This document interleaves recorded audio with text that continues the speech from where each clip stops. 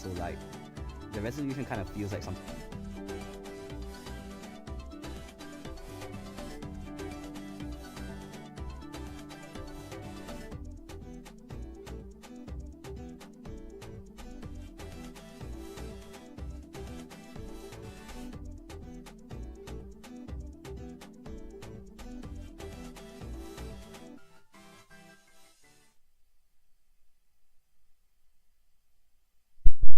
Hello, everyone.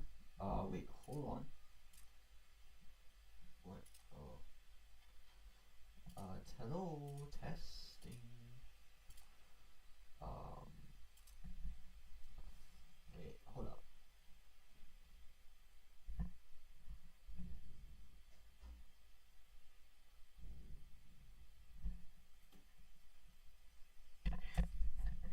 Is it working? Hello, hello, hello, hello. Is it enough?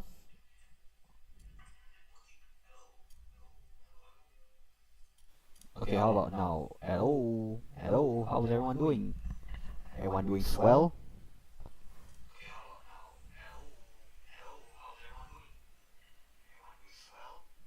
Alright, I think we got it good.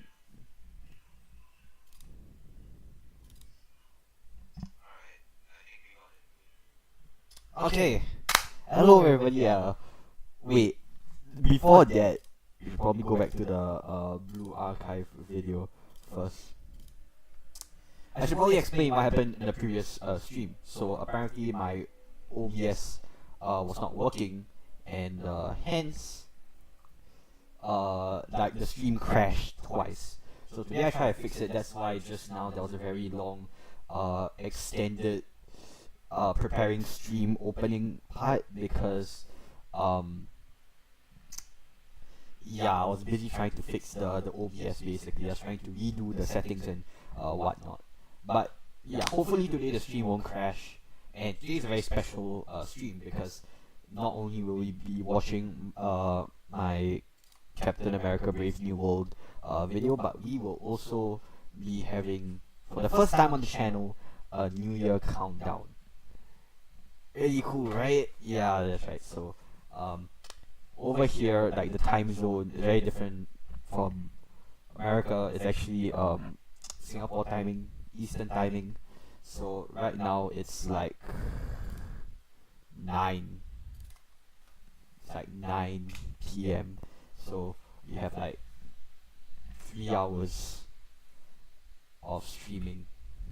It's gonna be tiring, but considering that I yap a lot, I think we will have lots of time. And if there still isn't enough, like if there's still like a lot of time, I'm probably gonna play like some other game in between all that. So yeah, and we're gonna count down. I have some very special idea for what I want to do for the New Year countdown, because I just don't want it to be a generic New Year countdown, you know.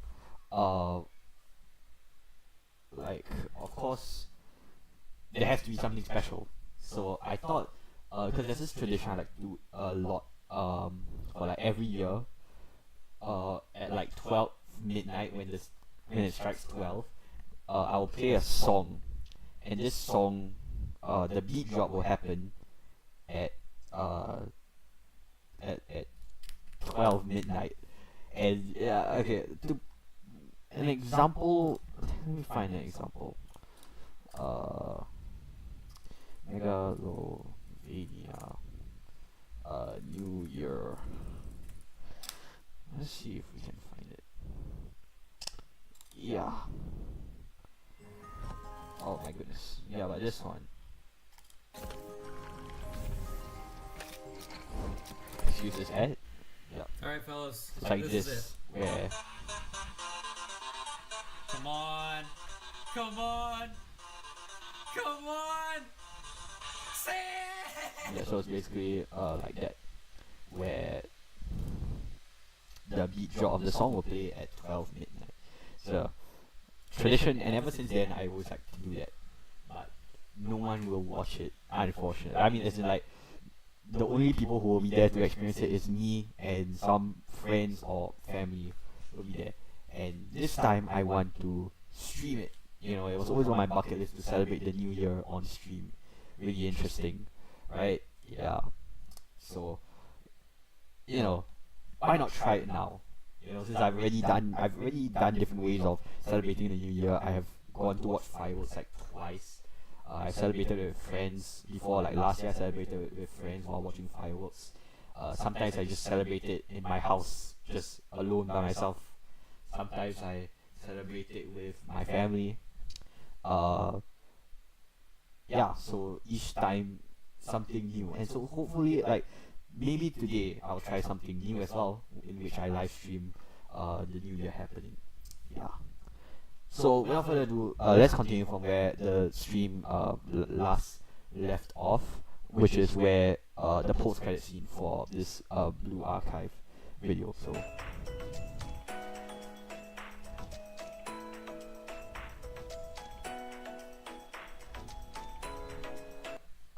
of Force Closure Task Force. Force Closure and top. that is. Oh, uh, oh, Rohan, hello. Welcome to the stream. Yeah, hello. Oh my God, I didn't expect you of all people to be here. I. Oh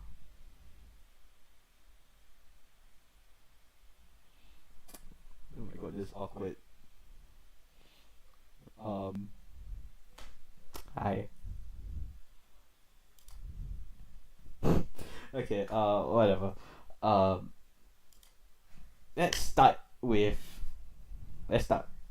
Why your mic sound like that? I don't know. I did some like last minute changes to my microphone, so yeah, it doesn't sound really good. Okay, well, let me adjust my mic. Let's see if that helps. Testing. Test.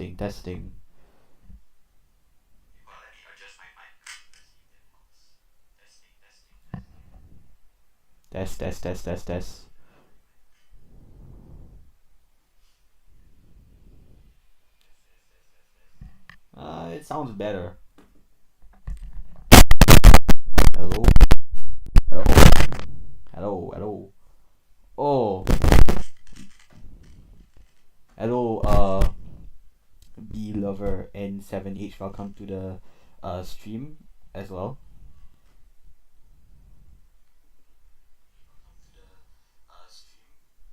Yeah, I know there's some kind of echo. I don't know how to fix it, but maybe I'll fix next stream.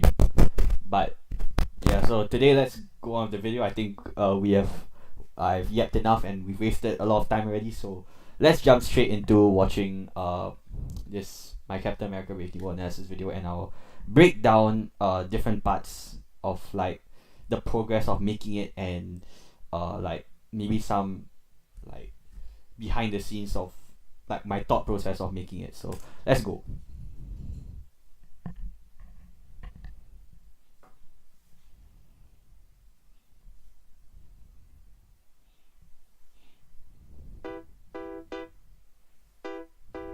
Now, before I start the video, I just want to say that I thoroughly enjoyed Deadpool and Wolverine.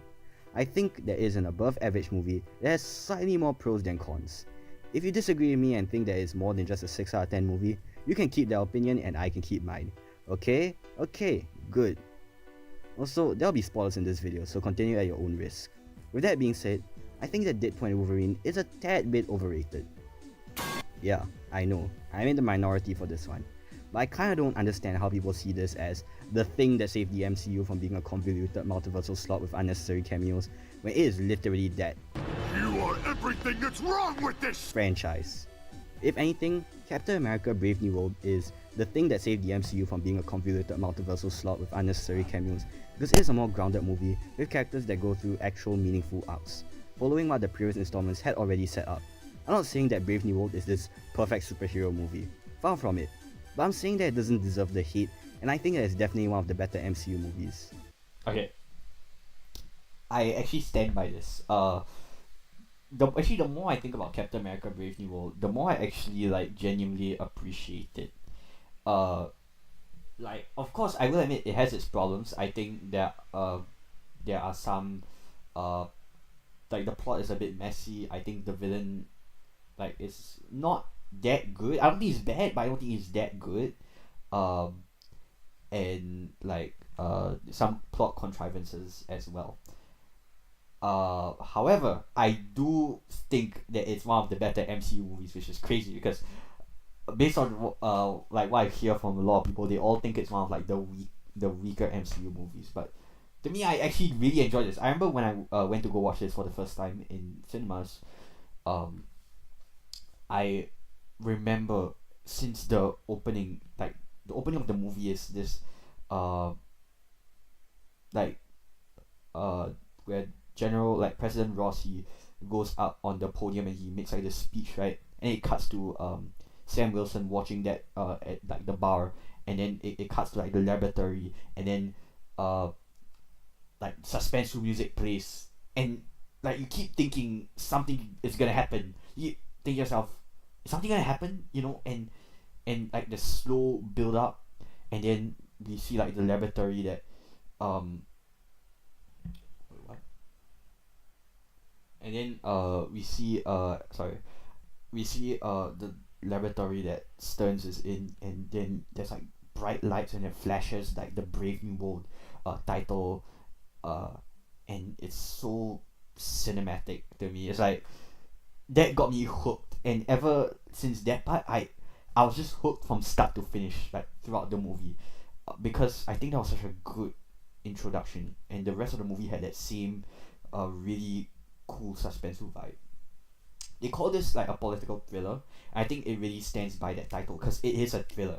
When I watch this movie, I genuinely feel like I'm at the edge of my seat, like wondering what's gonna happen next. And I don't really feel that for a movie like, unfortunately, Thunderbolts. Thunderbolts, I would say, I don't understand the hype behind Thunderbolts.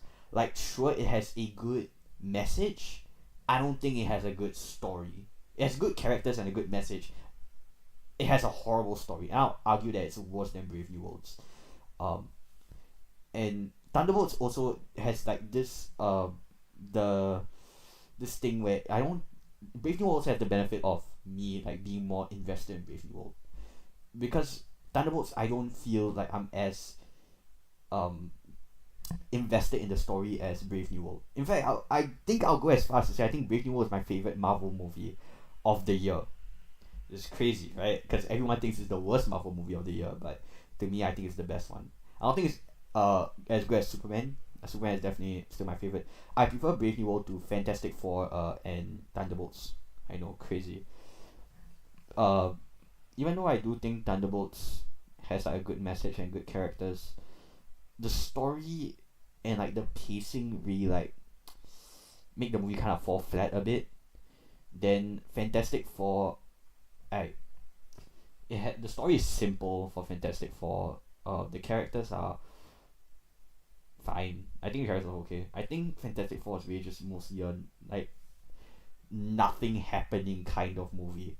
You know, I think Fantastic Four, like hot take, might be like the weakest one out of all three. Because out of all of them, it has like the least going for it. Like none of the characters really grow as people. I don't feel any stakes during the movie. Like for me personally, I didn't feel any stakes. I didn't feel the stakes were as big as Brave New World. Because Brave New World, I was like constantly at the edge of my seat. But Fantastic Four, I was like, I just knew that. I just had this feeling that everything was gonna go as planned. I kind of knew how the story would progress. It's very cliche. It's a simple story, but it's a very cliche story. And that's why I didn't really like Fantastic Four that much. I would give Fantastic Four like a 5 out of 10. Then Thunderbolts a 6 out of 10. And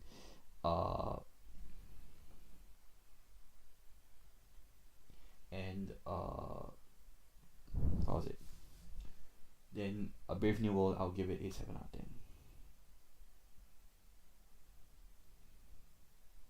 Oh my god. Yeah.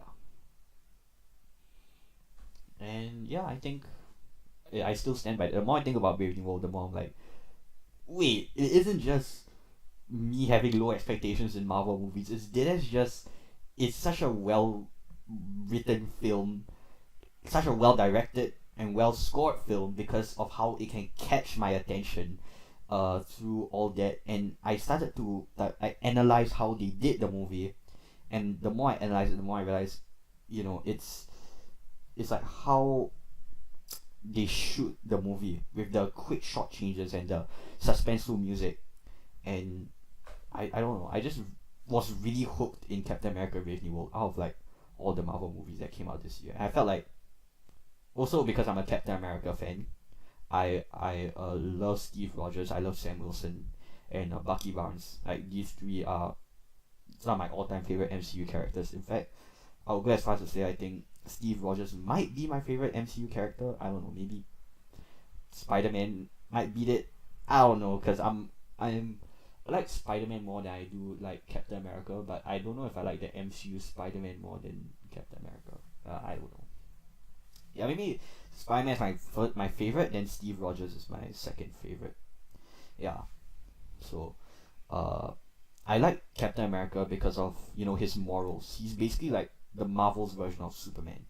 And I think Brave New World is like a love letter to that.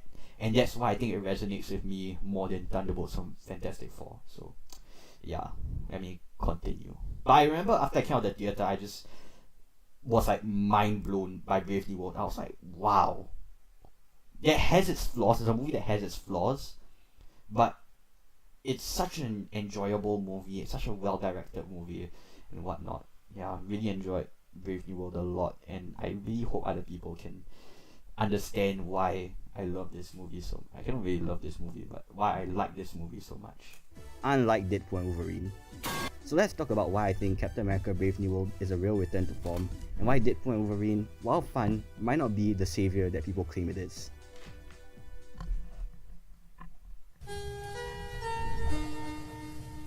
One of the very glaring issues of Brave New World is the villain, Samuel Stearns, aka the leader. I mean, he does do his job of being a pretty serviceable threat to the protagonist, but he's nowhere close to the likes of Killmonger, Ultron, Thanos, or etc. I will admit that he's pretty forgettable and really nothing to shout about. However, I think we can all agree that Cassandra Nova isn't any better, right? Now look, I enjoy Cassandra Nova as a concept. Now look, I enjoy Cassandra Nova as a concept. I think her powers are... Now look, I enjoy... Okay, so one of the criticisms I heard when I made this video, when I showed Javier 2.0 Decoder, who's one of my test audiences, basically he said that his only problem with this video was the fact that I kept like there were like two bloopers in a row, and that made it like... I think her powers are... Yeah, and that kind of made it a bit like annoying to watch. For like, I mean, that part was a bit much. There's like a bit. It was a bit. I don't know how to describe it, but I can kind of see it. Like when I edited that part as well, I also felt, it was a bit, there was a bit too much. I should have. And now that I look at it, I do feel like I should have removed one of the outtakes, and just left only one inside. Yeah, I kind of regret that now, but what's done cannot be undone, right? Look, I enjoy Cassandra Nova as a concept. I think that her powers are kinda cool, and the VFX behind it was really well done. And I wouldn't be surprised if all the CGI budget went into that, which is why the rest of the movie looks so ass, but let's not worry about that for now. But in terms of writing though, not so much. Cassandra's whole evil scheme is that she wants to destroy the multiverse for the funnies. Just like those one-dimensional villains. And perhaps some of you are gonna say that she has a valid motivation for doing all this because she was miserable being trapped in the wasteland dimension. She claims that she was content in exile, so why the multiversal genocide arc again? I mean, I guess that the Mr. Paradox guy that tried to assassinate her or something, but I don't know, man. That's still not a good motivation to end the multiverse. You know what is a good motivation for being evil? Being locked out in a laboratory for 15 to 16 years and being a subject of human experimentation for said 15 to 16 years. Remember the pandemic? Remember how miserable it was being locked up in our houses for those 2 years? Well, imagine that, but times that by 8, while also being forced to create medication and weapons for the government. Yeah, I don't think anyone will be happy with that. So it is somewhat understandable why Okay, um, like, I Stearns did say that he was trapped for 16 years, which is crazy to think about because uh that would imply that when Thanos snapped, he was still alive, bruh. That means he actually lived out all like 16 years. Cause I thought, oh, if he was snapped, then that means he only was there for 11 years. But no, he's literally in the movie. He said 16 years. So I mean, okay, because he was trapped in like I think 2008, right? Was it? Okay, I forgot because I did calculations beforehand. I calculated like how much like the events of the Incredible Hulk, like, yeah, then I minus it with the like when Brave New World took place in, and I got 16 years. And he did say in the movie 16 years. And so that means he didn't die in the snap, which is insane to think about. I feel so bad for the guy, and like honestly, that just adds like reason for him, like a good reason for him to be evil. You know, it's just, yeah, because I would be frustrated if I was locked out in like the lab, like, and I just didn't get snapped by Thanos, bro. I would have like, you know. Stearns is doing what he's doing. He just wants the world to see how messed up Ross is. In fact, yeah, that's another reason why Stearns works better than I Cassandra. should probably search up. Did Samuel Stearns dust in Infinity War?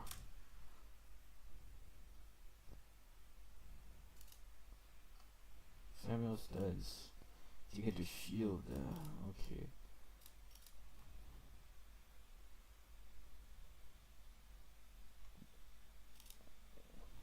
I didn't say, but I think he did not get dusted.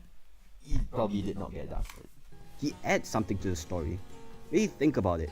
The main conflict in Deadpool and Wolverine is trying to stop Wade's universe from getting destroyed. If you remove her from the movie, not much would really change. Replace Cassandra with some evil person like Mr. Sinister, for example, and the plot would pretty much remain the same.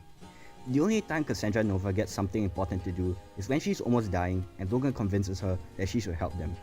That's a pretty wholesome scene, right? It shows the heroic side of Logan, while also giving Cassandra a little redemption arc. Except it doesn't, because a few minutes later, she becomes evil again and plans to destroy the multiverse. Huh? What? That kinda defeats the purpose of the scene, doesn't it? It also cheapens Logan's growth. That heartfelt moment of empathy, totally wasted a few minutes later. Samuel Stearns, on the other hand, affects the plot in a meaningful and compelling way. For example, he's the main conflict of the movie. All the mind control shenanigans, all the wars, all the Waqueens almost dying, and all the Red Hulks destroying the White Houses, that's all because of him. He is integral to the overarching story since the beginning of the film. The opening high scene, that's because of Stearns. Isaiah being mind controlled and getting the death sentence, also because of Stearns. Foreshadowing Doomsday and Secret Wars, yeah, you get the point. Stearns doesn't just challenge Sam Wilson physically, he also challenges him mentally too. Throughout the movie, Stearns tries to convince Sam to join him in making Ross look bad in the public's eye.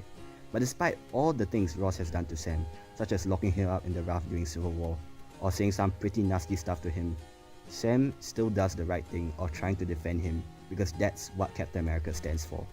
Yes, that is really important. That's why I love Brave New World, because like that, like Sam Wilson does.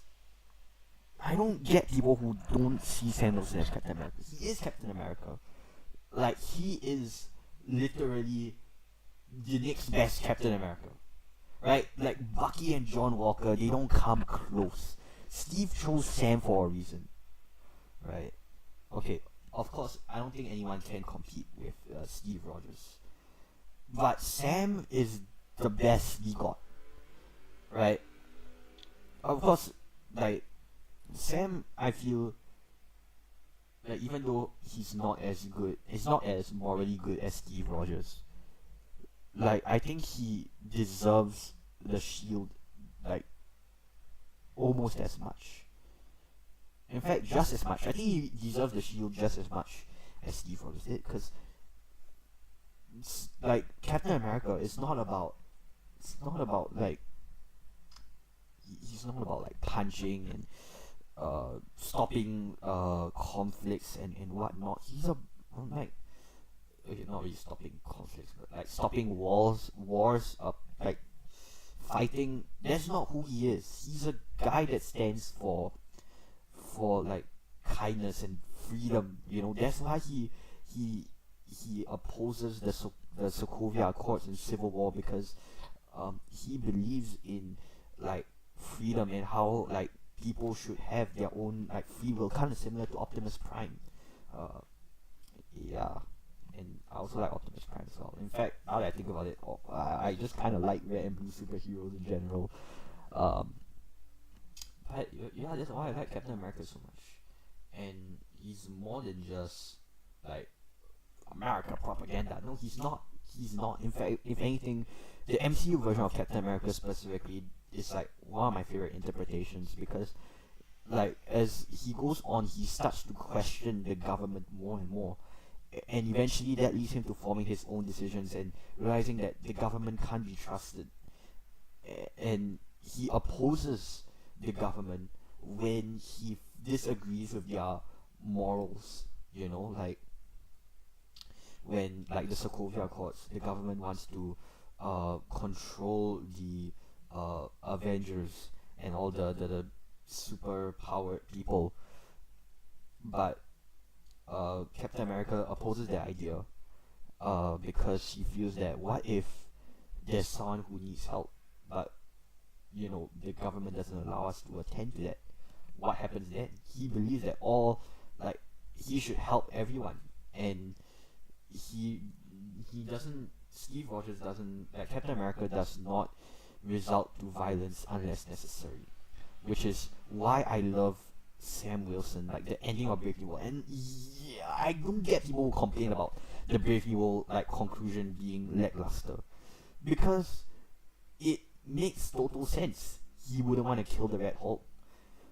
That's why he talks to Ross. He's like, Ross, let's calm down for a second. I know you can take me out in one punch, but you know, just calm down for a second. And he talks things out with Ross, and I think that is the nail in the coffin. Okay, not really. That's definitive proof that Sam Wilson is as worthy of the shield as Steve Rogers is, and that's why I love Brave New World so much. Because I watched Falcon and the Winter Soldier. I also love Falcon and the Winter Soldier, by the way. And Falcon and the Winter Soldier, I don't think he really like. He's more like in that movie. He's more doubtful of whether or not he should be Captain America. Right, like he straight up just gives the shield away to a museum. That's how like insecure he is about wanting to take on the mantle, which is understandable, because how can you live up to Steve Rogers' legacy? You can't. Then he realizes that, you know, the shield will fall under the wrong hands, aka John Walker. And I will not hear anyone out. John Walker is a bad person. Okay, he's not. He's not a bad person. He kind of is. He's not a horrible person. He's not a bad guy. He's a bad Captain America. That is why John Walker does not deserve the shield, in my opinion. And Sam realizes that, oh, if he doesn't like take the shield, someone else will use it. So that's why he takes the shield. I know it's echoey. Sorry about that. But you know, it kind of gives the stream a unique feel. All right, I'm sorry. And then in Brave New World expands on that because right now I think Falcon and the Winter Soldier is Sam Wilson being scared of the idea of being Captain America. But then Brave New World is him realizing that maybe after him trying out to be Captain America, he feels like he can't live up to it. Like that's him after he tries to be Captain America. then Falcon and the Winter Soldier is before he tries to be Captain America. I think like that kind of like a lot that kind of solves the criticism of like people saying, oh, Sam Wilson doesn't grow in Brave New World because his whole arc in Brave New World is the same as Falcon and Winter Soldier. But no, that's not it. Like, this is him after he already tried to take on the mantle, but then in the middle of taking on the mantle, he realizes that maybe it's a bit too much for him. Then Falcon and the Winter Soldier is like completely different because that's him. That's him before he even tries out taking on the mantle. He already thinks to himself that he can't do it, and then Brave New World is him actually doing it, and then yeah. But I sure hope they don't continue to do the oh, Sam is insecure about being Captain America shtick in like Doomsday or some future project, because I think Brave New World perfectly wrapped it up. They don't need to continue with it anymore. Yeah. Another criticism that I see brought up towards Stearns is the fact that he's pretty incompetent for a supposed genius. While I do agree to a certain extent, I don't think he's as incompetent as most people say he is. Yes, he does make some pretty not so smart decisions here and there, but really think about it, Stearns kinda won eventually. His plan did work out at the end. His whole scheme was that he wanted the world to see how f***ed up Ross was as a person. Well, he got that. Ross is now no longer a political leader and is locked out in the raft. Sure, Stearns is locked out in the raft too, but at least he got what he set out to do. Which is something that can't be said about Cassandra Nova. Honestly, that's even more embarrassing. I mean, for goodness sake, she can effortlessly rip people's skins off, phase through objects, regenerate, she can practically do anything. She got powers rivaling the likes of Sentry. But somehow, she loses and dies to these two mutants who do not even have a fraction of her power. That's how should I put this nicely? That's just bad writing. Lastly, I just want to address another criticism that I heard a lot of people say about Stearns, and that's his design. While I do agree that his design is not very pleasant to look at, I think that's kinda the point. His deformed look is supposed to show how messed up all the human experimentations were, and make him look threatening. Really think about it carefully. There's a reason why they didn't go for the comic accurate design. His design adds to his backstory, and the same can't be said about Cassandra, who just looks pretty normal and doesn't add anything new to her. So yeah, maybe Stearns isn't some iconic villain, but he actually drives the story forward. Cassandra Nova, cool powers, sure, but writing wise, she's just there to show stuff around. And that's... I am always a huge welcomer of comic accurate designs. That's why I really like the new Superman suit over the Henry Cavill suit, because that one is more comic accurate, right? That's why I love the new Wolverine suit. I think that was really cool. But I don't need everything to be comic accurate, because like for example Stearns' design here, as long as it is able to tell a story, and this tells a story about how like messed up his human experimentations were. This shows that, this makes him look like threatening and terrifying, and for me, I think personally it did the job. When I first saw this, I didn't know how he would look like, but after like when I watched the movie, when I saw it, I was like, oh damn, that's kind of gross, and that's kind of the point. You know, it's supposed to look gross because it's supposed to show the audience that he wasn't treated very nicely in this whole prison cell. It's supposed to make the audience feel a sense of discomfort when watching him. That's the point. That's the whole point. And some people may complain about the design, but to me, I think the design adds to the story. Yeah, and that's how I feel about comic accuracy in general. It's like, you can deviate from the comics if it enhances the story. For example, one of my favorite comic book deviations is, instead of Hank Pym creating Ultron, it is Tony Stark creating Ultron, because that adds to Tony Stark's character growth. It adds to his character arc, because Tony Stark, like after the Avengers, he's very like paranoid and whatnot, and he's paranoid about the aliens, and we see that in Iron Man 3 where he keeps having panic attacks about space and whatnot, his near-death experience, and he's just scared that there's more aliens up there, and that eventually leads him to creating Ultron. And I think that's such a natural progression of his character, and it's such a great deviation from the comics. It makes total sense. If this version of Hank Pym from the MCU made Ultron, it would make no sense. But thank God they went with Tony Stark making Ultron. That is good comic book deviation. What else is a good comic book deviation? Yeah, I mean,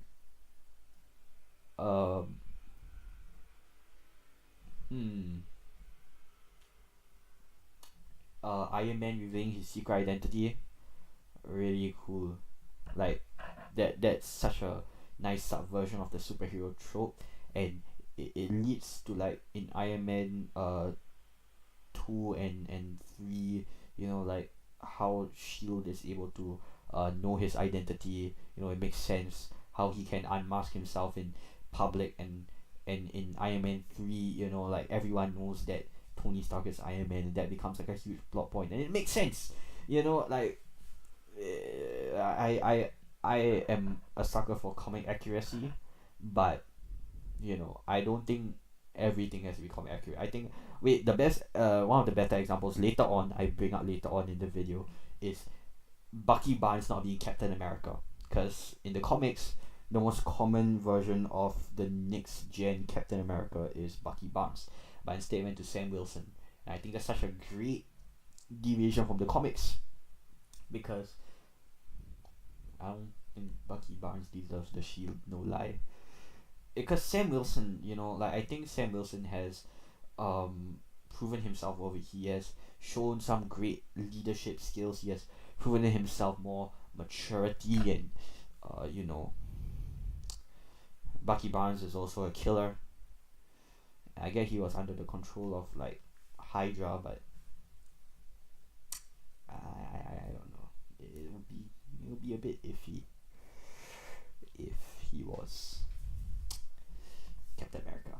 But yeah, I don't think like Bucky has done anything as admirable as Sam. And on top of that, when we see in Falcon and the Winter Soldier, Bucky is the more immature one out of the two. Bucky would make comments to John Walker. You know, he would like diss John Walker and be like, "You don't deserve the shield." But Sam Wilson would be like, "Wait, Bucky, maybe you shouldn't be too hard on that guy." And that's that. Even though Sam and Bucky are both frustrated at John Walker getting the shield, you know, Sam is the more like rational, mature guy who does not make fun of John Walker. It's mostly Bucky, and that is why Bucky to me doesn't deserve the shield. I don't think he has the leadership skills or the maturity that Sam Wilson has. So, yeah. No good. I'm not even gonna sugarcoat it. Deadpool and Wolverine gotta be one of the most ugly looking movies I've ever seen. Like, look at that color grading. It's so egregiously dull. And that's not all, folks. The CGI... You know, after watching all the Zack Snyder movies, this doesn't look that bad anymore. Like, I don't think this is one of the uglier looking movies I've ever seen. It looks okay. Like, I think this looks better than Zack Snyder's Justice League. Yeah, it does not look that bad anymore. Yeah. It's not one of the ugliest looking movies I've ever seen anymore. Yeah, so thank you, Zack Snyder, for making me appreciate Deadpool and Wolverine more. You did something right for once. Yippee. CGI isn't any better either. I think we have all seen that one clip of Deadpool's sword phasing through Logan's arm. I get it. Many people say that it was intentional. But never once did any of the people working on the film ever come out to clarify that fact.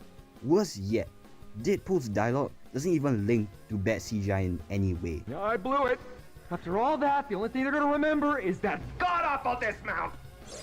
He's obviously talking about the fact that he did not stick the superhero landing. Dismounts have nothing to do with animation or CGI, guys. But you know, let's not worry about that.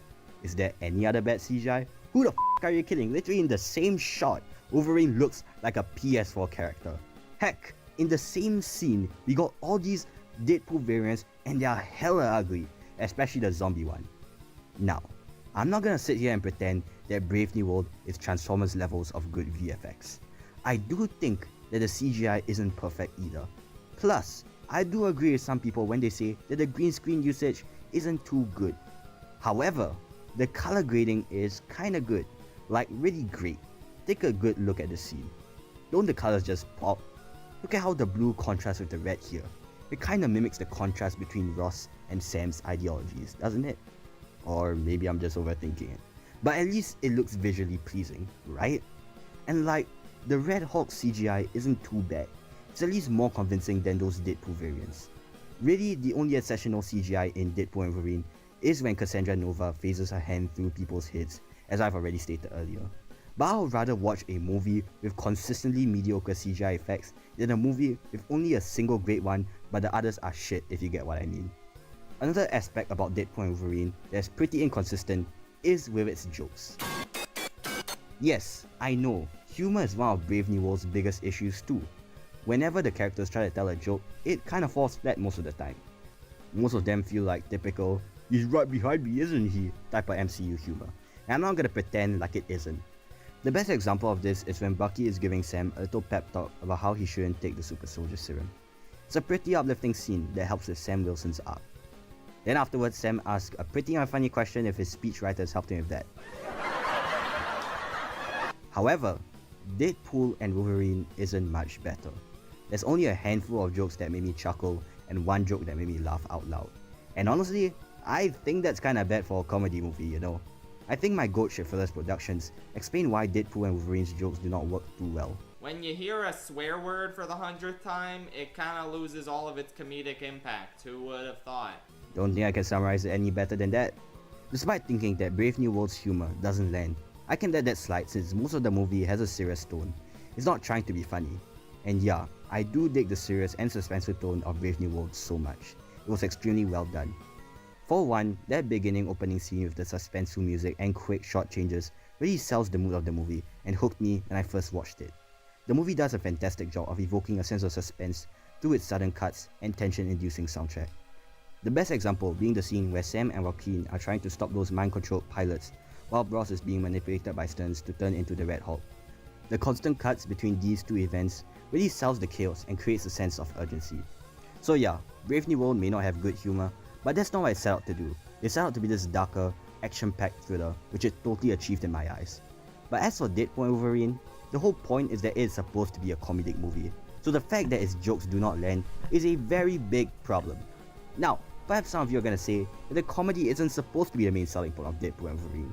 It's supposed to be the story and emotional moments. No, it's not. Not only is the movie labeled as an action comedy, which implies that the main selling point is with its jokes, but the story is kinda even worse than the humor. Significantly worse, in fact. The thing I love about Captain America Brave New World is how it expands on Sam Wilson's character and the themes of the previous Captain America movies. Sam's whole arc in the movie is realizing that being Captain America isn't about being strong, it's about his moral compass. Multiple times throughout the movie, Sam questions if he's strong enough to deal with everything that's going on, such as all the wars, assembling the new Avengers team, and defeating the Red Hulk. But eventually, he learns that he doesn't need to be physically strong to be Captain America. His heart is in the right place, and that's all that matters. Not only is this perfectly encapsulated in those scenes where Sam rejects Stearns' offer to expose Ross, as I've already stated previously, but it's also perfectly encapsulated in the resolution scene where Sam defeats the Red Hulk. He does not defeat Ross through fighting, but more so through his sympathy and compassion. You know, like how a real superhero would. Speaking of that scene, I just want to address another criticism that many people have with Brave New World. How it is unrealistic that Sam Wilson was able to go toe-to-toe with the Red Hulk. No, he didn't. He even outright admitted that he would die to the Red Hulk just from one hit. But you know what? Let's just close one eye and ignore that fact for a second, right? After all, Sam was able to strike a few blows to the Red Hulk, which is a pretty insane feat, right? Yeah, sure. Same can be said about Batman though. I think we can all agree that Superman is stronger than the Hulk. I mean, he literally bench presses the Earth effortlessly, while the Hulk gets neck diff by Thanos without him using any Infinity Stones. When Bruce Wayne, a normal guy, is able to beat Superman in many iterations, nobody bats an eye. When Sam Wilson beats the Hulk, well then everybody loses their minds. I get that Bruce got a Okay. You know, this is even like, now that I've watched the like BVS and like all the Snyderverse movies, I can safely say that like Batman beating Superman in BVS Dawn of Justice is like even more embarrassing now, and it's a lot less understandable than Sam Wilson beating the Red Hulk in Captain America Brave New World. And the reason why is because not only because of the reason that I stated just now of like how like Superman is stronger than the Hulk, and yet Bruce without any like vibranium armor is able to stand toe to toe with Superman and even beat him. Right? And it's not like like Batman literally beat Superman. Like if it weren't for him like pausing because Superman said like Martha, like he could have killed Superman. But like Sam was like, wait, I can't kill the Red Hulk. So that's the difference, right? But it's also even worse once you consider the fact that the Snyderverse is supposed to be a quote unquote realistic depiction of superheroes. You see, I can excuse whenever the MCU pull out some weird physics bullshit, or like when any other superhero pulled out some like weird physics bullshit. Like for example, the new Superman movie having the whole Proton River thing. Like Proton Rivers, they can't exist in real life, right? And what else? Like Sam beating the Red Hulk, or like whatnot. Like I can excuse all that because it like the MCU is not trying to be realistic. They don't like Kevin Feige or like the other people working on the MCU don't sell the Marvel Cinematic Universe as like, oh, it's so realistic, it's so different from all the other superhero movies. No, it goes along with its absurdity. Like, you know, it is absurd. Sorry. Was it even recording? Okay, yeah. It is absurd, and for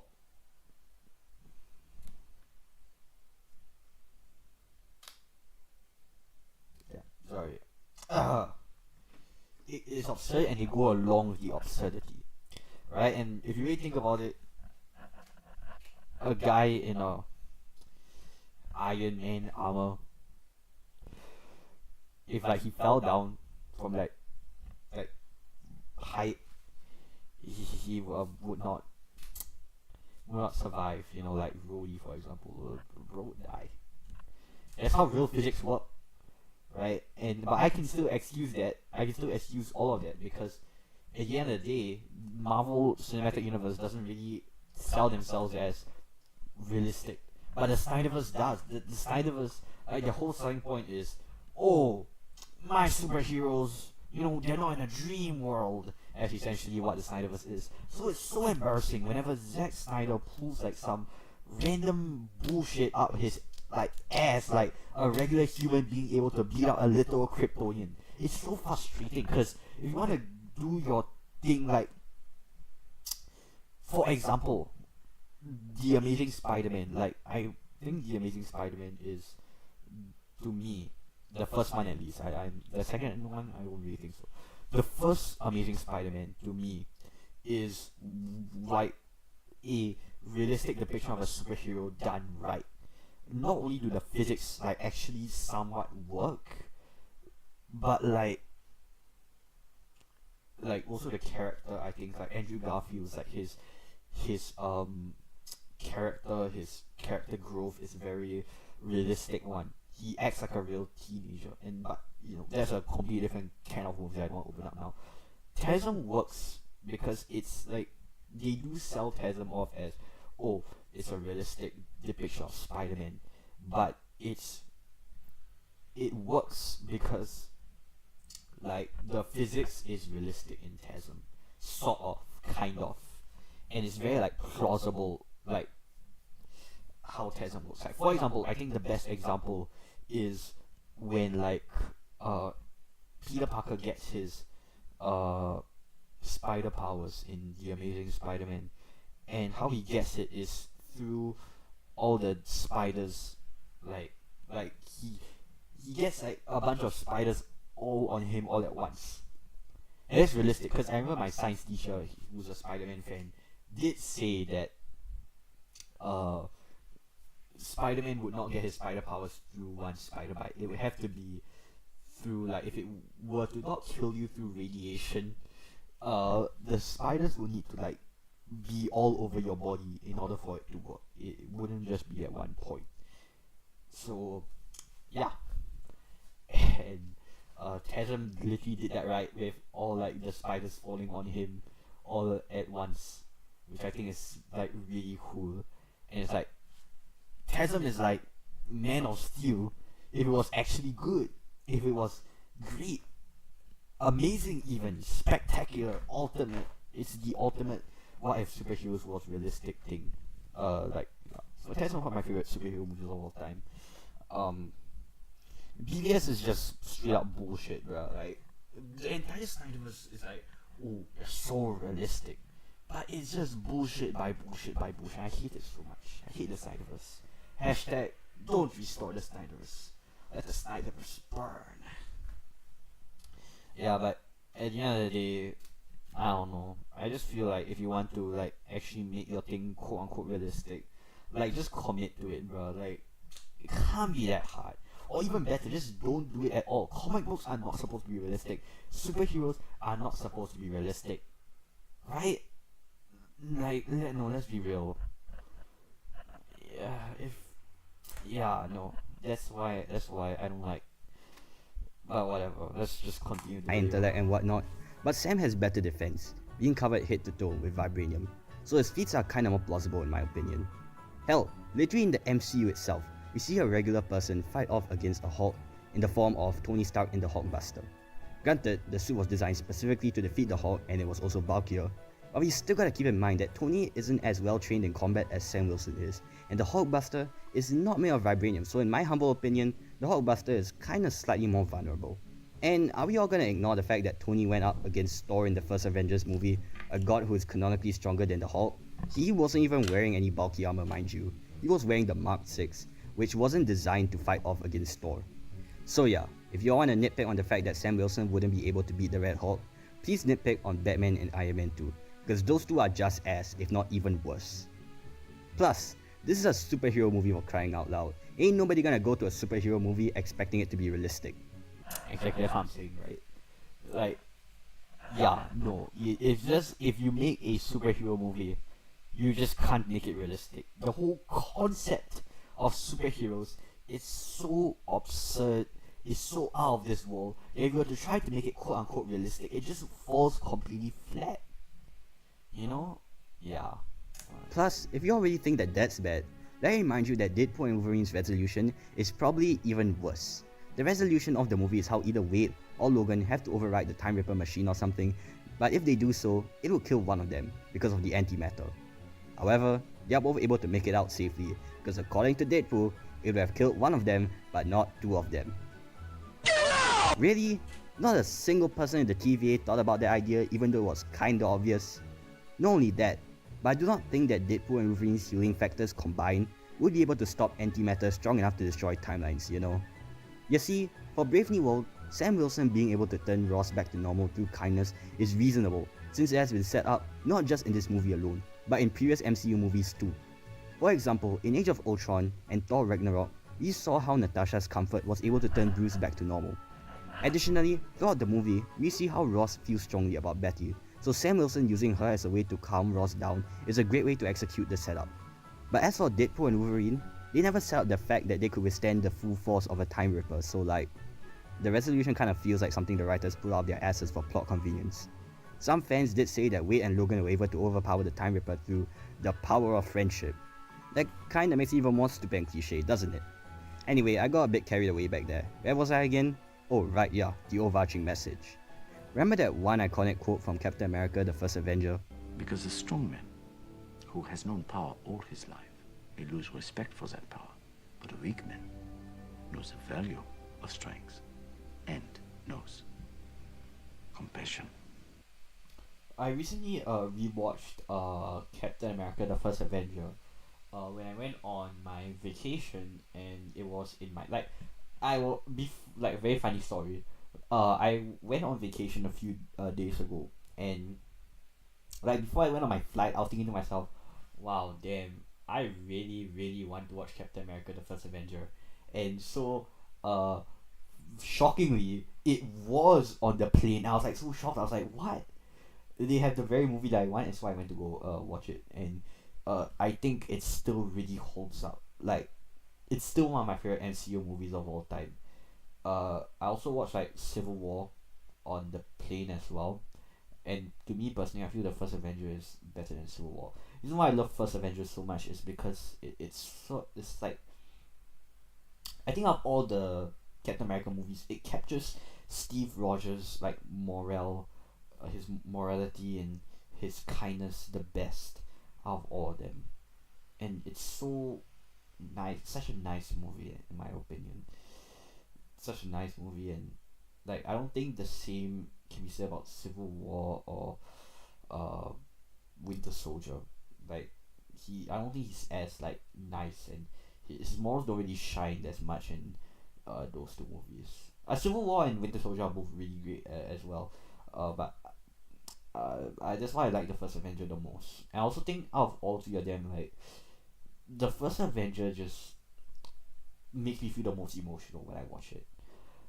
Like, I don't know, like that scene where he returns back with all the soldiers, and then his like triumphant orchestral theme plays, the iconic Captain America like Alan Silvestri theme, and it plays as he walks back with all the soldiers that he rescued, and it just shows that even like this skinny guy from Brooklyn could accomplish such a great thing.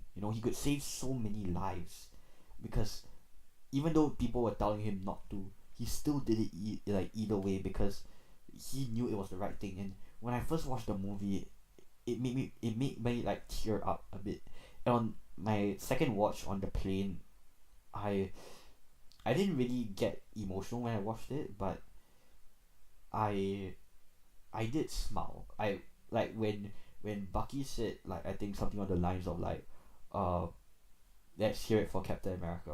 Like that brought like a huge smile to my face. That, wow, like the Captain America: The First Avenger truly is like one of the most underrated MCU films. In fact, I think it might be the most underrated MCU films of all time. I don't think people really like talk about it as much as the first Iron Man or any of the Phase 1 MCU movies as much. But to me, it's my personal favorite Phase 1 MCU movie, and it's like personally one of my favorite. I think it's like top 3 MCU films for me. Yeah, I don't know. I just have a much deeper connection with the first Avenger than Civil War, Winter Soldier. Yeah. If you're wondering how I'll rank all of the Captain America movies, I think I'll put First Avenger as first, followed by Civil War. Then I think Winter Soldier and Brave New World, they're like interchangeable, but I think for now I'll put Winter Soldier, then Brave New World. Brave New World is last, but I still love Brave New World. Yeah. I don't like Winter Soldier all that much, to be honest. It's good, and it definitely adds to Steve Rogers' arc, but I don't get the hype behind Winter Soldier. In my opinion, I don't know. The Civil War is good. Like, Civil War has some really sick scenes, really awesome scenes. It's just you have to trudge through some like piles of mediocrity to get to the actually good parts. Baron Zemo is really amazing in those like little scenes that he has. The fight scenes are really great, and like T'Challa's whole character arc really like pretty well done. But like and especially the ending scene where like my favorite scene in the whole movie, and one of my top 5 favorite MCU scenes of all time, is when Iron Man looks at Steve Rogers and he says, like Tony looks at Steve and he says, "Don't bullshit me, Rogers. Did you know?" And I don't know. That's that final fight between the two of them, and like when Tony saw that Bucky killed his parents, like wow, that's tough. That's one of the toughest scenes in the whole MCU. I like that. Civil War, there's so Civil War, you have to like trudge through some mediocrity to get to like the actually exceptional parts. First Avenger is more consistent with its quality. I also think Civil War also has this problem in which the story is kind of ass, just a bit, because like they set up this like the super soldiers, and these super soldiers, like Bucky keeps talking about how these super soldiers, they have the ability to end like a whole country in like a one night, and they're like very powerful, and like that's the whole inciting incident, is that Steve and Bucky want to board this jet to go to this secret base to like get all the super soldiers down, and that's what kickstarts the airport battle.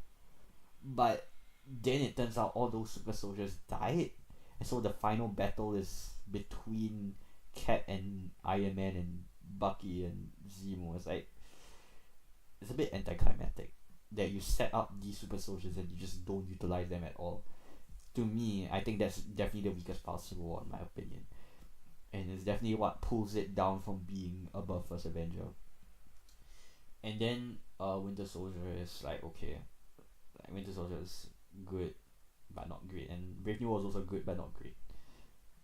But personally, I would rather rewatch. I think how I'll put it is that Brave New World is objectively worse, but I would rather rewatch Brave New World. Winter Soldier is objectively better, but I would not. I like subjectively, I don't like Winter Soldier. Yeah. Brave New World revolves around that quote. And it's not the only instance of Brave New World expanding on the previous Captain America movies. It also expands on the themes of how untrustworthy the government is from Winter Soldier and Civil War. Sure, it's not as well done as those other two movies, but at least it tries to expand on the pre-established concept, unlike some other movie. Now, let's take a look at Wade Wilson's arc across the span of the Deadpool trilogy. First movie, Wade learns to accept his trauma. Second movie, Wade learns to be a better superhero by accepting the people around him. Third movie, Wade learns to become a better superhero. Again, I guess. The movie doesn't take its time to flesh out Wade Wilson as a character, and hence his arc feels kinda unclear and almost non-existent. But what about our other protagonist, Wolverine? He's definitely better. Logan's arc is pretty well set up, I will say, learning to not let his past trauma define what he stands for. But there's one major issue with that. It does not expand on his character from the X-Men movies. What do I mean by that? Well, Logan from the previous X-Men films and the Logan from Deadpool and Wolverine are two separate characters from two separate universes. This movie does not give anything new to his character in any way. If anything, it kinda sorta ruins the previous iteration of Wolverine a little bit. By bringing back Hugh Jackman to play Wolverine again, you've kind of undermined the finality of Logan in a way. Okay, I think I should probably explain what I mean by that, because I think that part I didn't really explain it too well as to what I meant.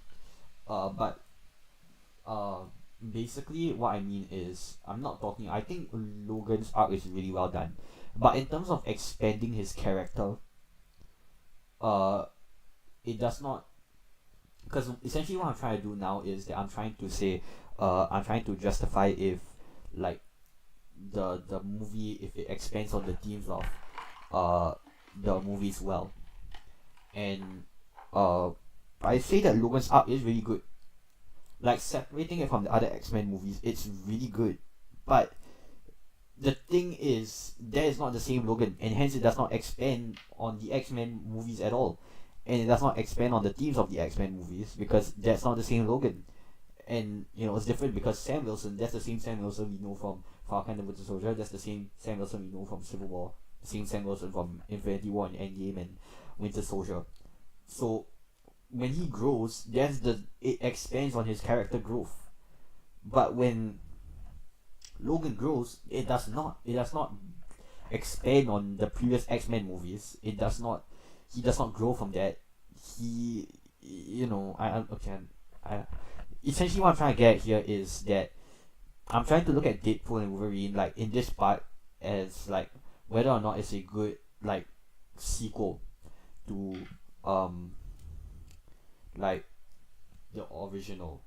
Like I think Brave New World is a good sequel to the Captain America movies, and Deadpool and Wolverine is not because it does not do Deadpool's arc well, does not do Wade Wilson's arc well, and they do Logan's arc really well, but it's just that is not the same Logan, and hence, you know, it does not expand on like the previous movies. I think that's the best way to describe it. I don't know.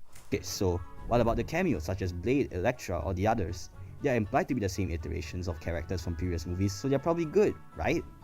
No, they're not. They barely get any screen time to develop. They're seriously only just there to get the audience in the crowd to go apeshit. You want proof that they're only just there for nostalgia bait? I'll give you proof. Nicolas Cage's Ghost Rider was originally planned to appear. Notice how the film still worked without him? Notice how you can literally remove any character cameo and the movie's plot will not be affected? The only cameo to even get a tiny bit of relevance is X-23, who does have a really nice conversation with Wolverine, and she does help out with his character growth.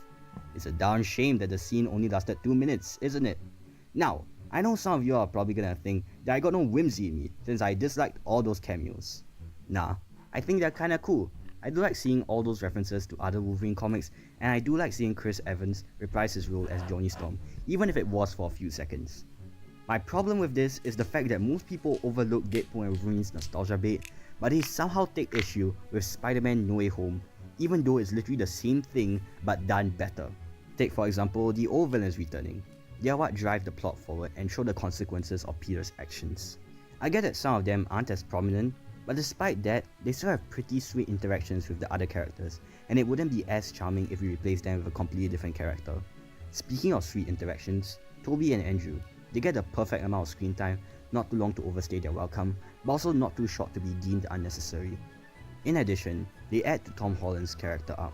They explain to him how letting his grief consume him is very bad. It's like X-23's appearance, except they don't rush it. It's like they're actually integral to the plot and aren't just there for fan service. On top of that, No Way Home actually gives its main characters some actual arcs. Tom Holland's Peter Parker finally learns about responsibility in this movie, and you're convinced that he's a better Spider-Man at the end of the movie. Doctor Strange also goes through somewhat of an arc, eventually praising Peter for his good intentions to cure the villains, despite strongly disagreeing with the idea at the start. Even MJ goes through a mini arc of learning to be more optimistic about life. No Way Home is more than just a cameo fest. It's a celebration of Spider-Man as a character with real emotional stakes, and I'm tired of pretending it's not. If you want to hate on Spider-Man No Way Home, hate on Deadpool and Wolverine too is all I'm saying. Hell, even Brave New World itself has a better cameo in the form of Betty from The Incredible Hulk 2008. She was constantly mentioned throughout. I do want to expand on like my thoughts on Captain America. On Spider-Man No Way Home.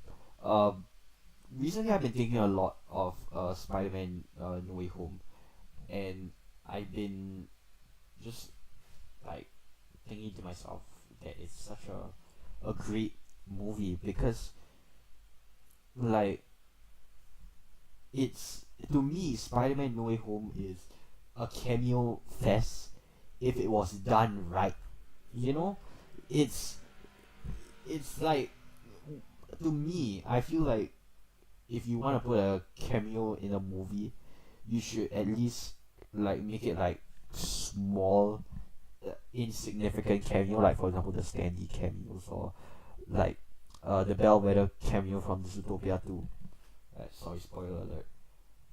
Or you should make it like Spider-Man No Way Home, where the cameo actually infects. It's not really a cameo, but like the character appearing like again like an old like nostalgia character. Like the nostalgia is used for to actually enhance the plot, and that's why Spider-Man No Way Home is so good to me, because the movie is like revolves around like Tom Holland's character arc of Spider-Man, and it's about him learning to be responsible. It's about him learning that he should do the right thing no matter what life throws at him, like for example Aunt May dying, right? And the Toby and Andrew Spider-Man comes in and they reaffirm it to him that he should not like let his grief consume him. He should continue to do the right thing. He should continue to cure the villains, because that that he has the power to do it. He has the responsibility to do it because he has the power to do it. It's not a matter of want, It's he should do it because he has the power to do it. He can do it. That means he should do it. Yeah, and that's why I love No Way Home so much. Other than also like having like references to other Spider-Man related comics that are just really cool and whatnot, and the villains.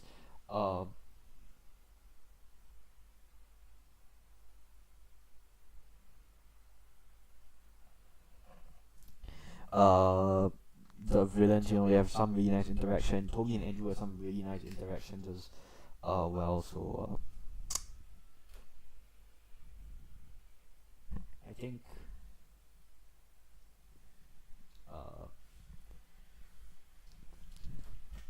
yeah, No Way Home is such a great movie. I really don't get the hate behind it because it's so such a I don't know, such a great movie in my eyes. It's like probably my favorite MCU movie because of how it like understands Spider-Man so well. The movie. So And I do want to say that No Way Home is the movie that fully got me into Spider-Man. Across the Spider-Verse was what kind of kick-started it, but No Way Home was what fully got me into Spider-Man. After I watched No Way Home, I was like, I get this character now. This is from like Spider-Man is now probably my favorite protagonist of all time because of No Way Home. But after I watched it, I was like, wait, I might just love this character now. And you gotta have such a huge impact on someone to make them feel that way. That's why No Way Home is so special, so cool to me. Yeah, I don't know. I really hope like more people will actually start to look at No Way Home as this celebration of Spider-Man and not just some convoluted multiversal mess. Because I'll admit, it's a very plot contrived film. It's by no means, it's not a perfect movie. It's not a perfect movie by any means. But honestly, no movie is perfect, right? Shit. No movie is perfect. And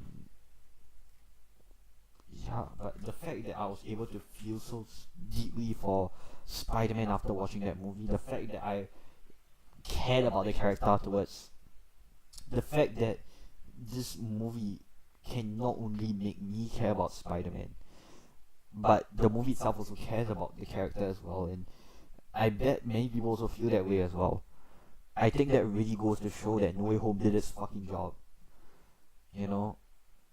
It did its job of being a celebration of the character and really showing the best aspects, the best attributes of Spider-Man, and really just cramming it all down into one film. Yeah. I don't know. And I'm just rambling at this point, but I really do want to talk about No Way Home more in depth because I just think it's such an overhated movie, and like underneath all of the cameos and all of that, because I think like general audiences mostly only like it because cameos, Toby and Andrew. But for me, I like No Way Home because of what it represents. Spider-Man at his lowest point, getting back up to continue to do the right thing, not because he wants to, not because anyone is telling him to, but because he can, because he should. That's why I love No Way Home. Brave New World itself as a better cameo in the form of Betty from The Incredible Hulk 2008. She was constantly mentioned throughout the movie, so finally seeing her at the end genuinely put a smile on my face. It felt like the cameo was well set up and had an eventual payoff. Speaking of which, another complaint I see many people bring out about Brave New World is the fact that it is more of a sequel to The Incredible Hulk than it is to Captain America. Not really. Let me be real with you all. I have never watched The Incredible Hulk before. I know absolutely nuts about it. But I was still able to enjoy and understand everything that was going on because the movie tells us the events of the Hulk movie pretty well during the coverage scene at the beginning. And plus, like what I said, Sam Wilson's arc is an extension of the themes from the first Avenger. Brave New World, at its core, is still a Captain America movie, showing us why Sam is worthy of being the next Captain America despite not having the super soldier serum. And I mean, let's be grateful that Marvel at least acknowledges the fact that the events of Incredible Hulk and Eternal did exist and aren't just leaving them in the dust. Lastly, I wanted to quickly mention how it feels like story-wise, Brave New World feels like it has made a larger impact in the MCU than Deadpool and Wolverine. Why? Well, let's take a look at the Thunderbolts, shall we? They reference Ross's rampage in the movie. Not just that, but the Thunderbolts also kinda shows us how the events of Brave New World have affected Sam Wilson's character. After all the drama involving Ross's secrets and how untrustworthy he truly was despite claiming that he has changed for the better, yeah, no shit Sam will have a hard time trusting this group of past criminals. But Deadpool and Wolverine though, they are not even in the casting list. Oh, hello. Hello, the lover. Of Avengers Doomsday, and none of the MCU. Okay. I probably do have to. Happy New Year. Oh, not yet. not yet for me. I probably do have to retract this statement, because Doomsday does seem like Hugh Jackman and Ryan Reynolds, Deadpool, do seem to be returning in Doomsday. So okay, they haven't officially announced it yet, but there's been a lot of like you know, Ryan Reynolds like post on his Instagram and like a lot of the rumors, and it does seem like they are returning for Doomsday. So I probably do have to retract that statement. The movies have acknowledged the movie's events. But then again, it's kind of a little too early to judge. But as of now, Brave New World has felt like it's more important to the MCU's overarching story. But you know what? All those criticisms, they are mostly valid. Although Brave New World does many things better than Deadpool and Wolverine, I will admit that it can do lots of things better, such as the story, which is kinda all over the place. But at least it doesn't create unnecessary lore like Anchor Beings, for example. It's still a 7 out of 10 movie in my eyes, and there are many areas for improvement. However, there's one thing about Brave New World that some people take issue with, which I think is extremely invalid. Yeah, on this one, this is like one of my favorite segments that I've made in any of my videos, because I didn't stand by this, bro. I don't get how people think. Okay, well, I think I should let this play out first. Sam Wilson doesn't deserve to be Captain America. It's the dumbest complaint I've heard about Brave New World, because that's the whole narrative conflict of the movie. I've said this many times and I'll say it again. Sam Wilson's whole arc in this movie is learning that he is Captain America. Captain America was never about his strength, speed, durability, IQ, battle IQ, abilities, height, combat defense, endurance, experience, agility, stamina, skills, feats. It was always about his kindness, his humanity. Man, I think that's what director Julius Ona meant when he said that people hating on this film misinterpret. By the way, I think that's what director's speed, I do wanna durability this was a cancelled IQ video that I made. is Captain America. The Captain whole- America was never about his strength, speed. Captain America vs Takanashi Hoshino is a cancelled video that I originally wanted to make last year. Last year was when I stopped making battle edits altogether, and yeah, was when I wanted to make, and this was one of them. But then I realized nobody's gonna like this, so then I scrapped this all together. I made like a completely different one instead. So so instead I was like, I still have the video to this. I will just like put it in one of my videos, and I put it in here. And I thought it was the most fitting one. Like, it was like a match made in heaven, because it's literally Captain America in my Captain America video. Like, of all like my battle edits, this was like perfect. I don't really do. I only done like one other Captain America edit before. So this was like on my only second one, and I just found it to be like coincidental. uh and I also do want to mention that I think that Captain America and Takanashi Hoshino are like really damn similar. I know I said that Takanashi Hoshino is very similar to like Sans, but I recently started to realize that Takanashi Hoshino and Captain America, like Steve Rogers, are like very similar because firstly both of them like perceive themselves as like old people, and like both Steve and like Hoshino, like they come from like okay, they're kind of like older people, and like assuming that the new Abydos are like the Avengers, the new Abydos members are like the Avengers, right? It's like how Hoshino's like the oldest one.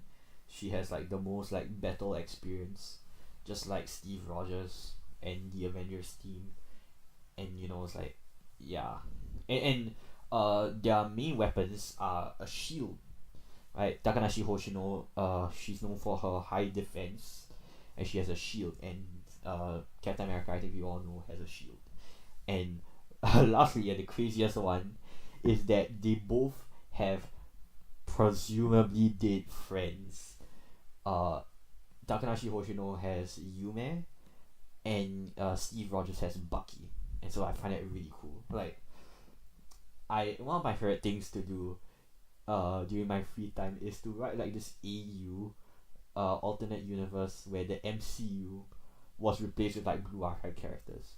So like Captain America is replaced by Hoshino, Iron Man is replaced with Shiroko, Nonomi replaces Thor, Iron Man replaces Bruce Banner, Sarika replaces Hawkeye, and the most controversial one, but I think kind of fits, is Sensei replaces Natasha Romanoff, and the reason why is because the thing about Natasha is that she does like hang around with like the other members a lot. Like she has a romantic relationship with Bruce Banner.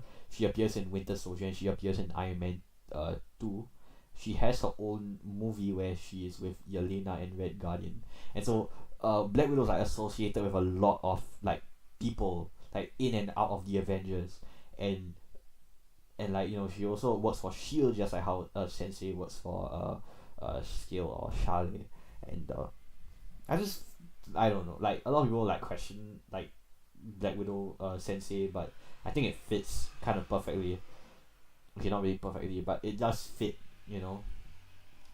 and another one that I also want to like really like geek about is Shiroko as Iron Man, which I think is so cool because not only I get people might say, oh, what about Nonomi Iron Man, which I already thought of at first, because Nonomi and Iron Man, like Tony Stark, are both rich, but I ended up going with Shiroko Iron Man because firstly I think Shiroko uses more like tech. She literally has a drone, just like how Tony Stark uses drones, right? Yeah, he uses lots of high tech weapons.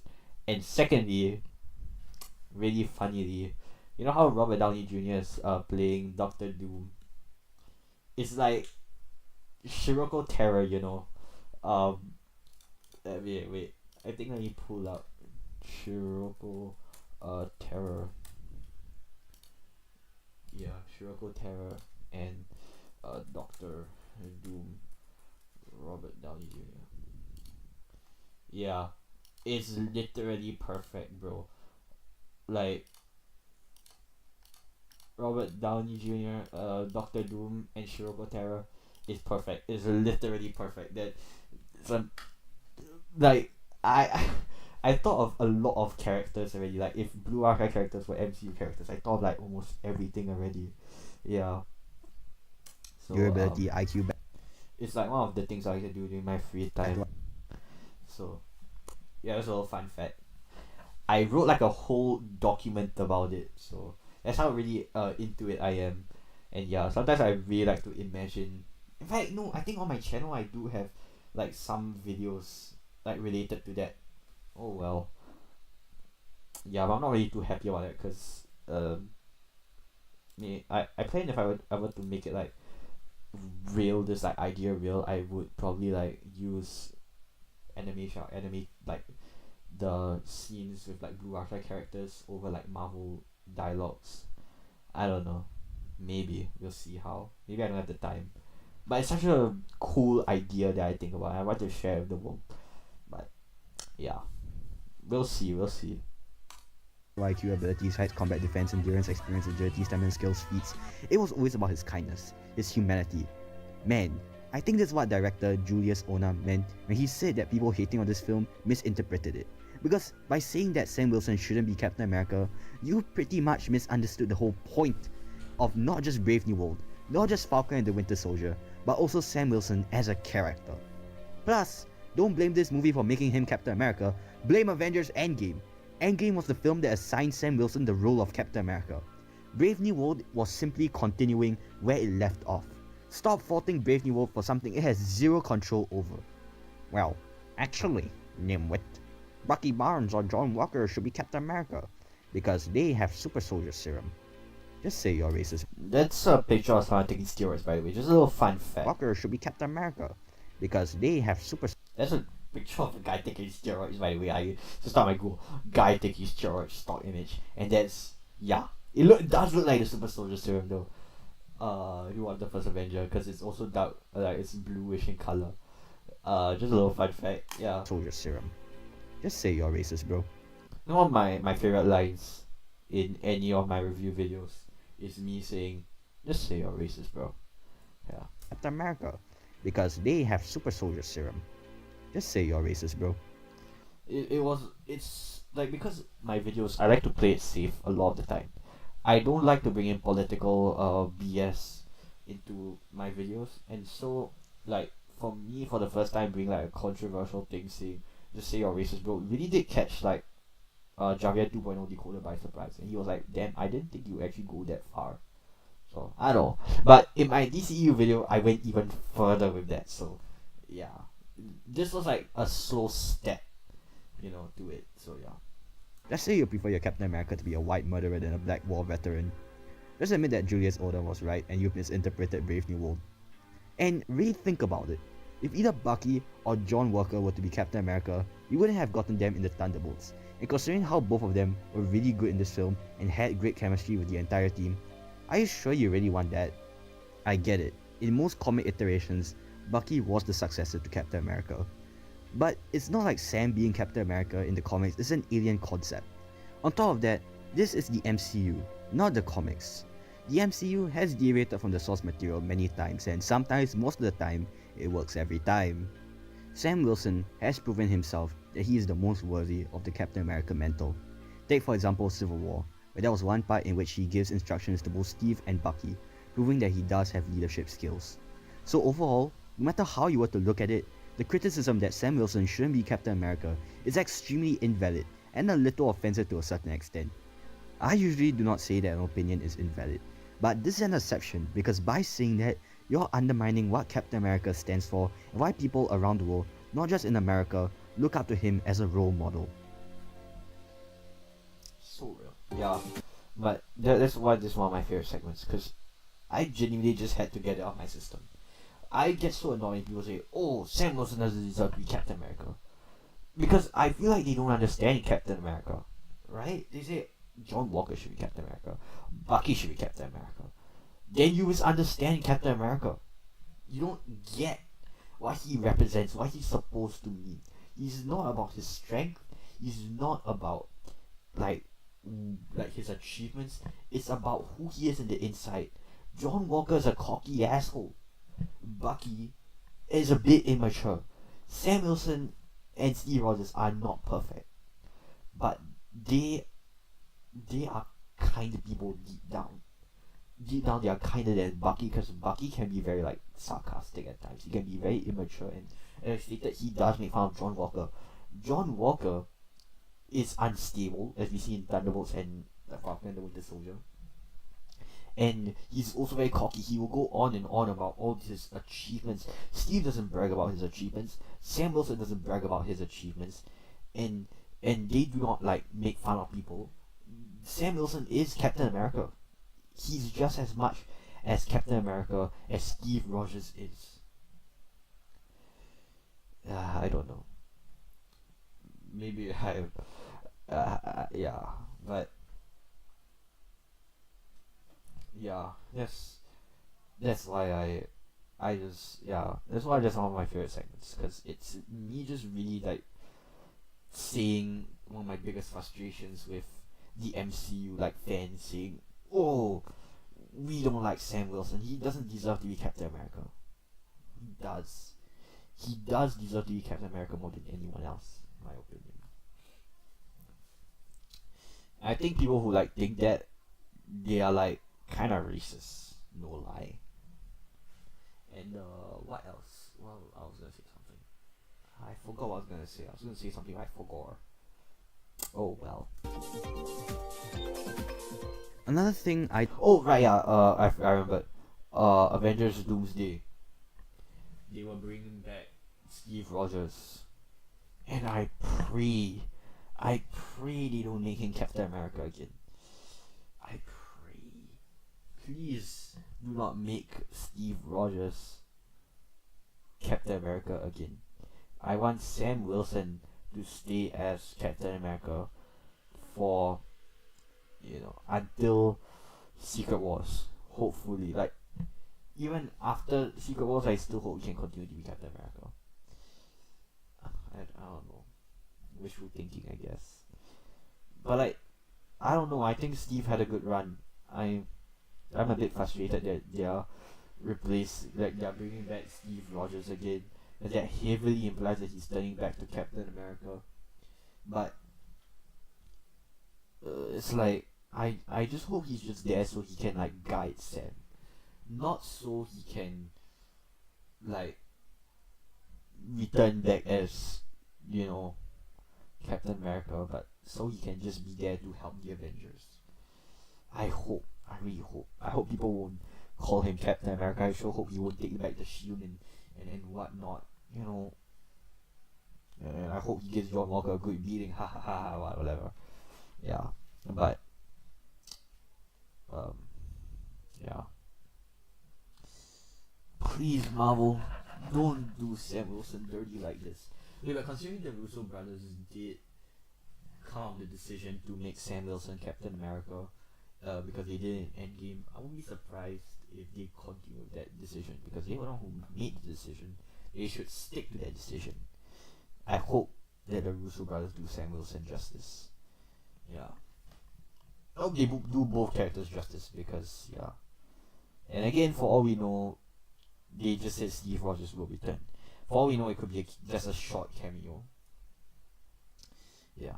I despise is how some people don't even watch Brave New World, yet they immediately dismiss it and call it trash. And honestly, that's extremely unfair. Before you form any opinions about a film, please sit down and watch through its entirety from start to finish. Don't base your opinions off of general consensus. If the majority of people dislike a movie that you like, that's perfectly fine and feel free to express what you enjoy. There's no shame in that. If people laugh at you for having an unpopular opinion, they just don't know how to respect others having differing opinions, and that's on them. I personally feel that as long as you can bring up actual solid evidence to why you like or dislike something, or as long as your opinion doesn't harm others, you are entitled to it. So yeah, don't let anybody tell you what you can and cannot enjoy. Form your own opinions, and break free from the system. The same applies to me too. Don't take any of my analysis videos as gospel. I'm simply just sharing my thoughts to the public, and it's perfectly fine to disagree with me. Just support that disagreement with actual good points is all I'm saying. In summary, I think that Brave New World is better than Deadpool and Wolverine. However, they are both nowhere near perfection, and honestly, neither is Thunderbolts if I'm being real. But I will say that those three movies are signs that Marvel is taking a step in the right direction. Marvel hasn't made anything below a 6 out of 10 these past 2 years, which is pretty impressive I will say. It feels like Disney finally isn't saying, "Oh boy, shut up, more content Feige, shut up, more content for my streaming machine, haha." And that Wait, that I can do the Mickey Mouse voice. That is my Mickey Mouse voice. I have been practicing. One of my favorite things to do is like practicing impressions. So I can do like multiple impressions of like mostly Disney characters because there's this YouTuber called Brian Hall, I think that's his name. I used to watch him a lot when I was younger, and I like aspired to be like him. So I tried doing lots of like impressions as like a child. So one of my favorite impressions I like to do is my Mickey Mouse impression. Oh boy, oh, like that. That's my Mickey Mouse impression. I hope that sounded good. Yeah, I think that sounded alright. Then I also can do Goofy as well. Hold on. Oh gosh. Oh yeah. Why don't know me? So that's my Goofy voice. And I can also do Stitch as well. Ohana move family move gets hurt a lot behind. So that's my different voice. I hope that sounded good. Wait, did that sound good?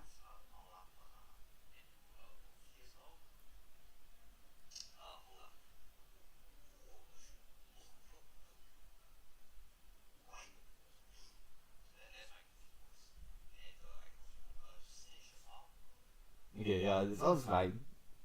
That sounds fun. I think it's alright for the most part. So yeah, I do some impressions.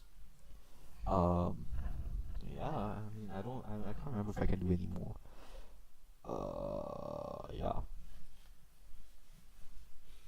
So hopefully I can do more impressions in some of my analysis video, because I do like to maybe show them off in the future. It's a good thing. It genuinely seems like the MCU is finding its footing again after Endgame, and I, for one, can't wait to see what the future of this franchise has to offer.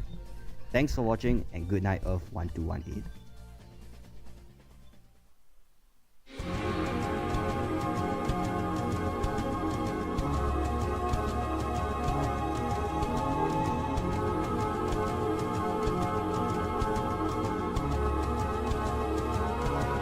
It's a darn shame that the Sheen planet Sheen. Yup. Oh shit. And that is the most hopeful Superman in film is Zack Snyder's. Ew. Not interested. Okay, that was a bit excessive. What to do? Wait, hold on. I'm gonna go toilet for a second. Toilet break. There we go.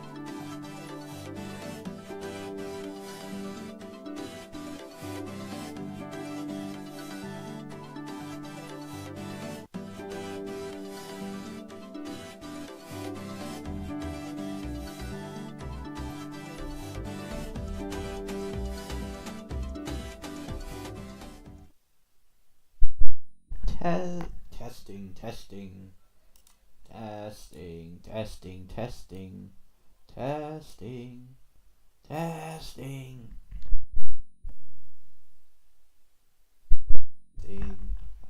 Testing, testing, testing, testing, testing.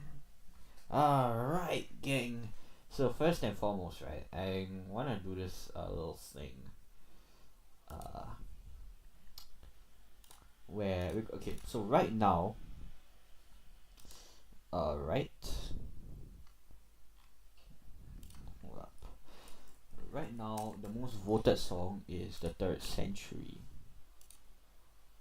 I think it is. Let me check. Yeah, Third Century is the highest voted song, so that will be the song we play at 12 midnight.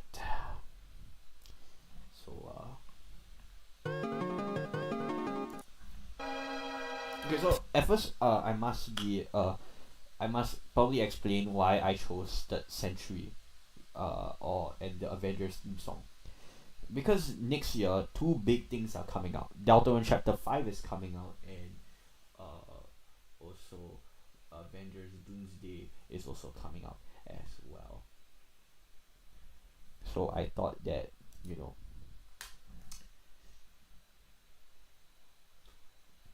making like the last song of the year, these will be like the first song and the last song of the year would be really cool, as it symbolizes hype for this big event of the next year. So Third Century is my favorite song of Deltarune, and probably my favorite Toby Fox song of all time. And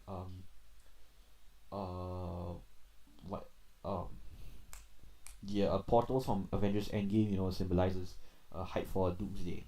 Yeah. So now Third Century is most voted. Let's see where the B drop is. So it's around 316. So okay, this is gonna be complicated. World clock. Is there a way for us to get the world clock?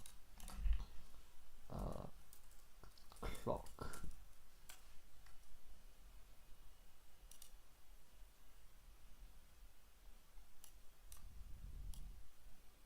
Okay.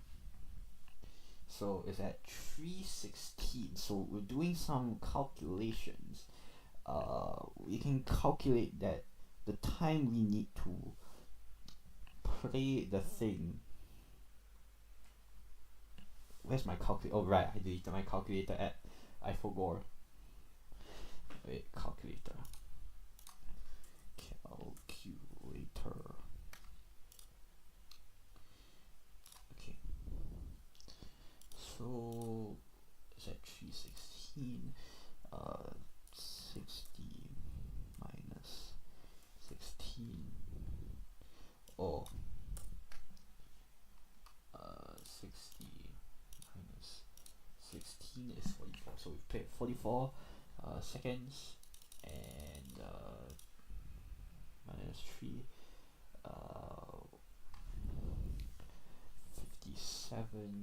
57, 44. Put it on somewhere.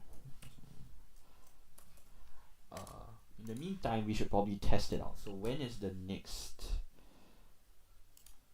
When is the next? Is it possible to show two tabs at once? Right. Yes. Window capture. Window capture 2.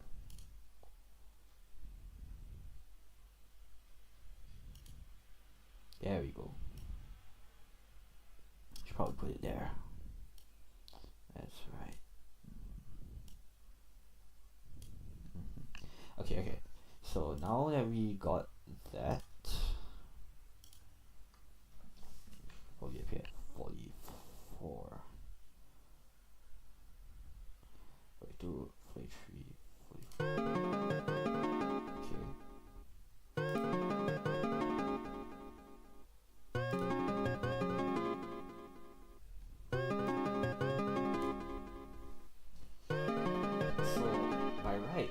it should play at 11. All calculations are correct.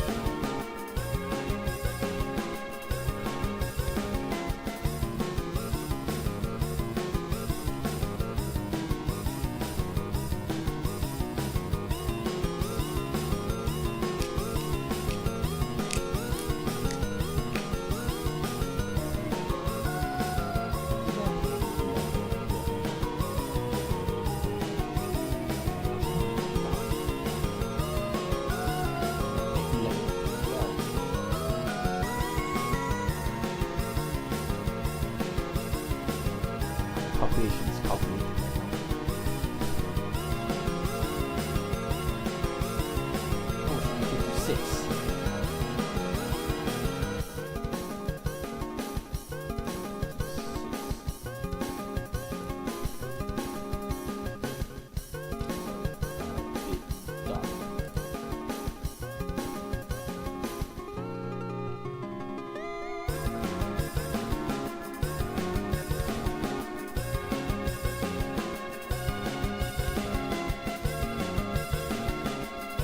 Dissertation is crazy.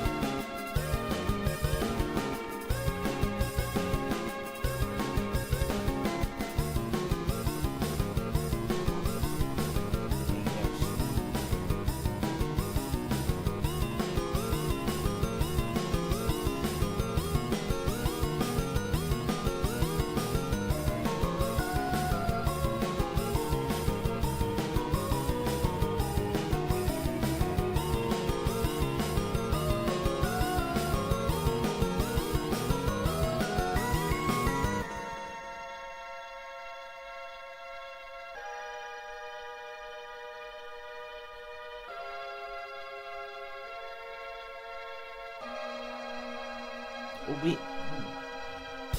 Okay, wait, so I should probably play it earlier. Shit, earlier. Earlier, so...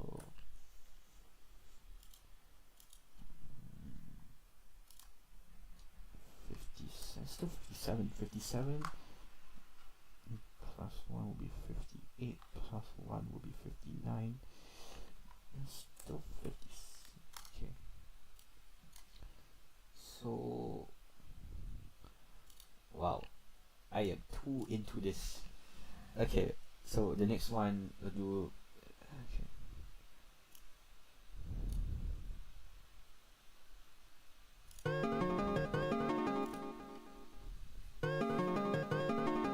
I might have done it a bit too early. Oh wow. So my calculations are correct. 57 would be better. 58 14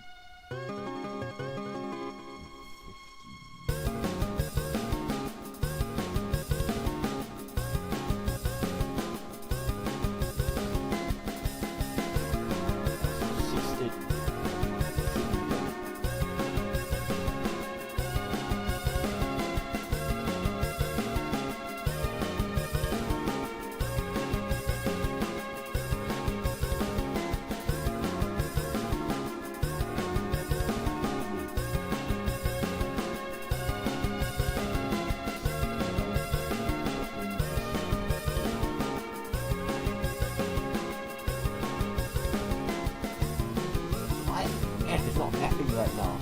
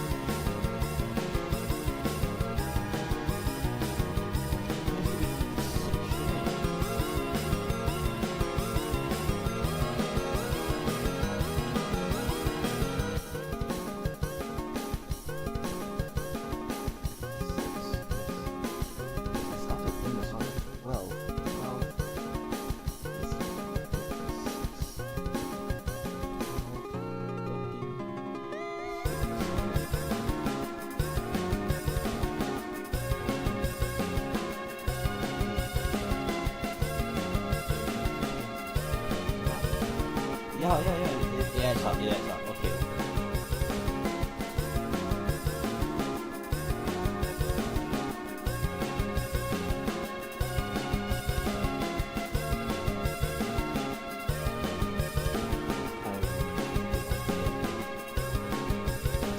My math was not mathing.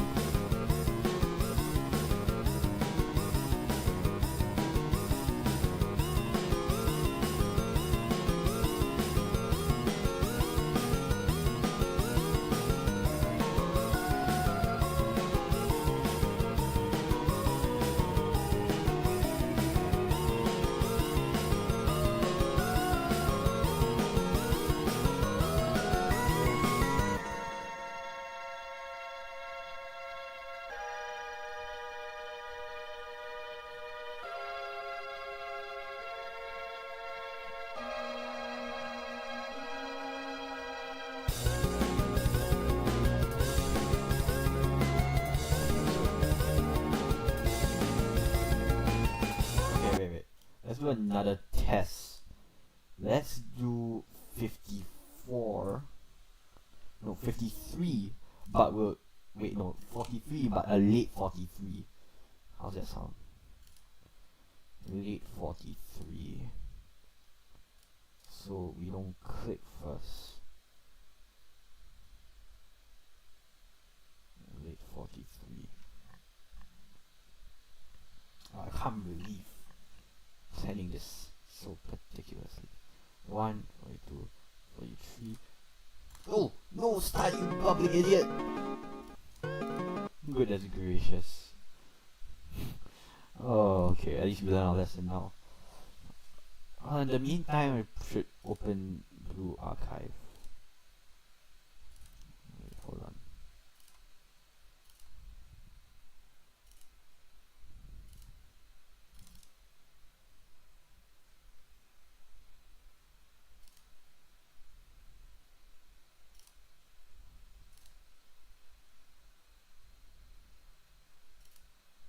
Okay. Wait. Late 43, so step 43 for a second, then we play a thing.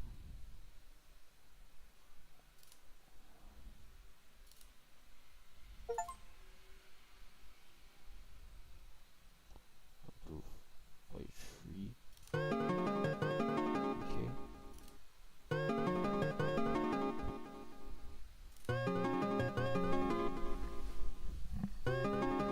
How much planning is going into this?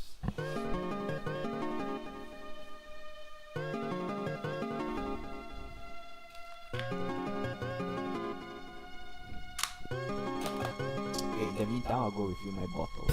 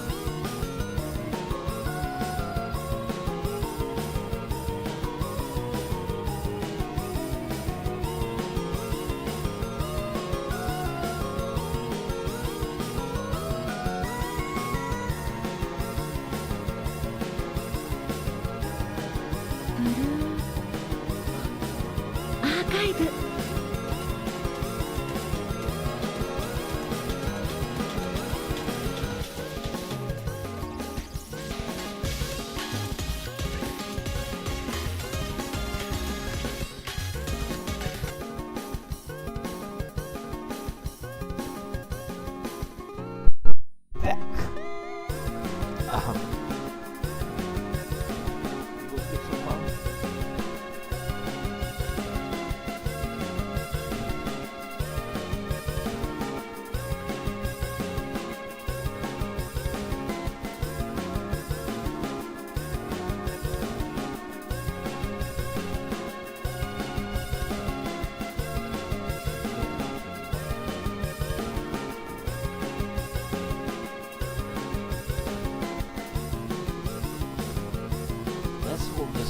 the last one and we can actually play Moon Archive until the year ends.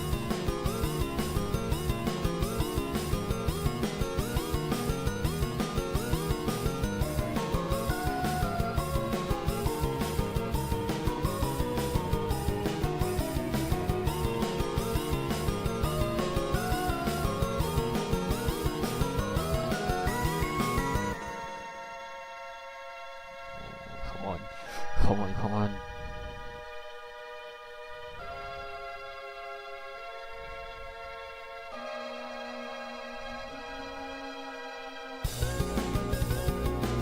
You were like a second late.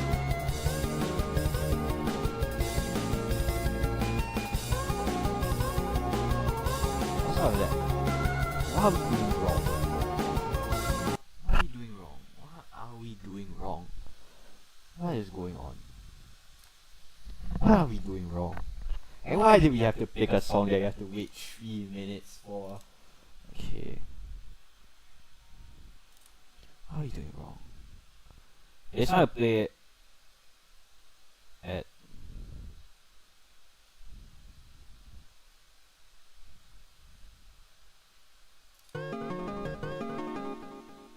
Okay, wait. Let's see what we're doing wrong. Let me replay my footage back.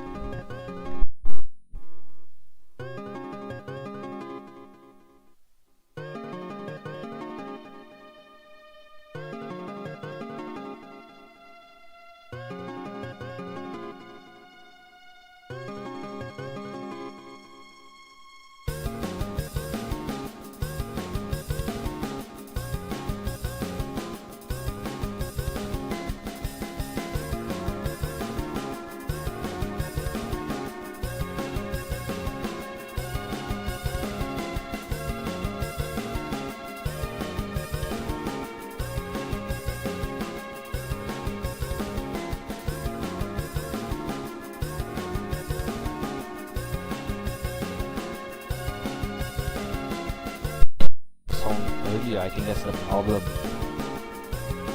Whatever. In the meantime, let's just play through after.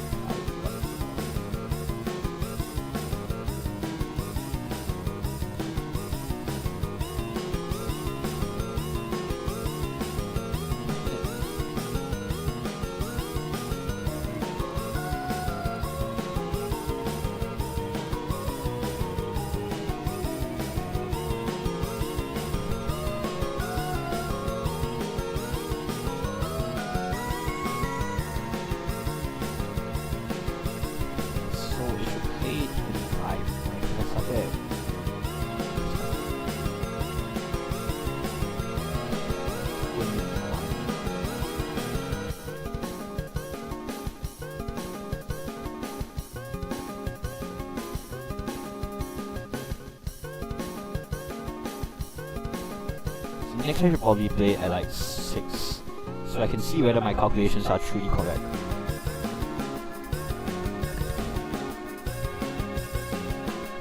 When I should play that?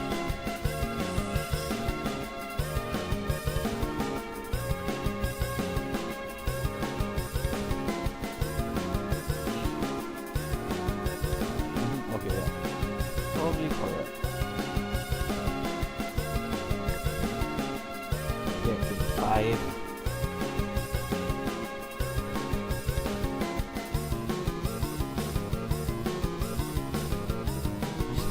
Earlier, I think that's one.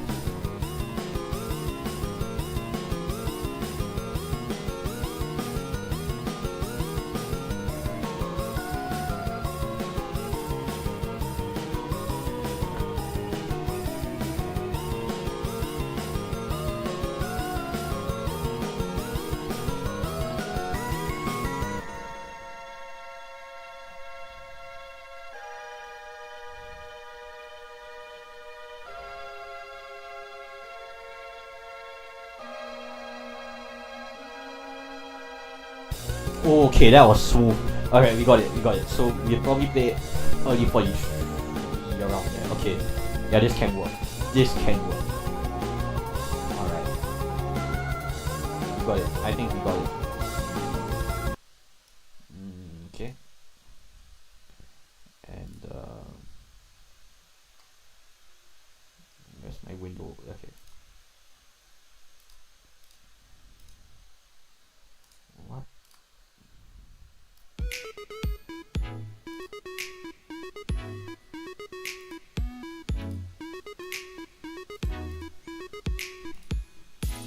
What is going on?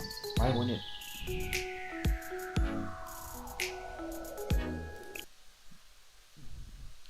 Okay, wait. So open up my Blue Archive and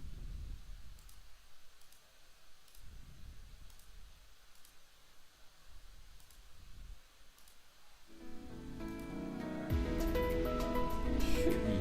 Come on. What's going on? What's going on my Blue Archive?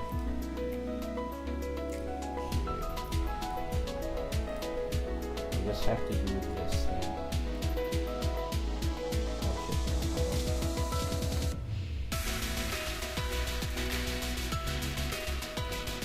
What is going on? Why can't it capture my Blue Archive?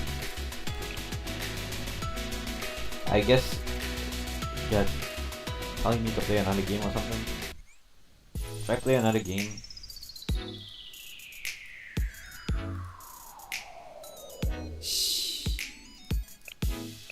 Oh no.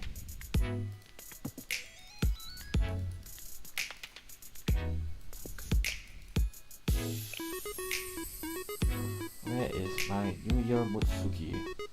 I should put a New Year Mutsuki for this event. New Year Mutsuki, where are you?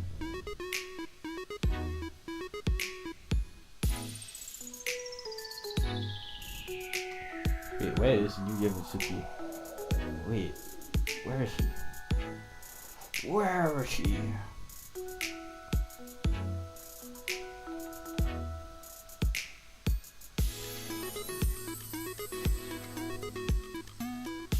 What? She gone? How can New Year Mutsuki be gone? Wait, both of my Mutsukis are gone. Oh my pain, bro.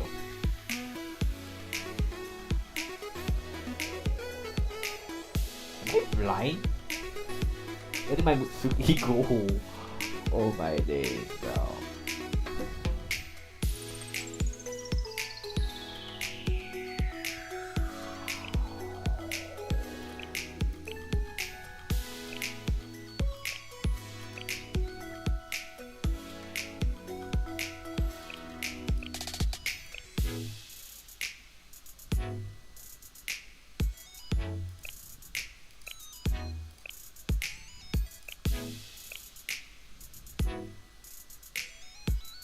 Where is she? Oh, goodness gracious.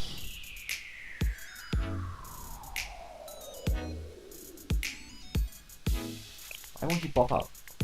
This is crazy. This is egregious. It's an outrage. First my OBS is not working, now my Blue Archive isn't working. Some of my characters are not popping out. Am I just blind? Are my character's just there but I can't see it? I swear I have more characters than that. My OBS isn't working either. Not screwed. Maybe I'll just play Deltarune instead. Yeah, confirm.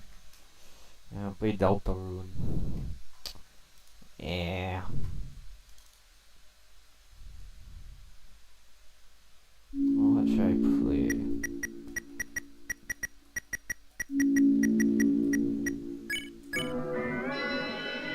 I'm gonna play the Gearson fight.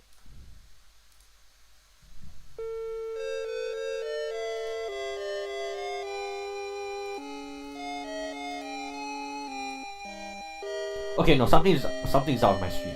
I can't play any games now. Goodness gracious.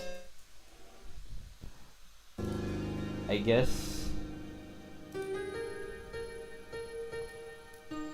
We'll just do this then.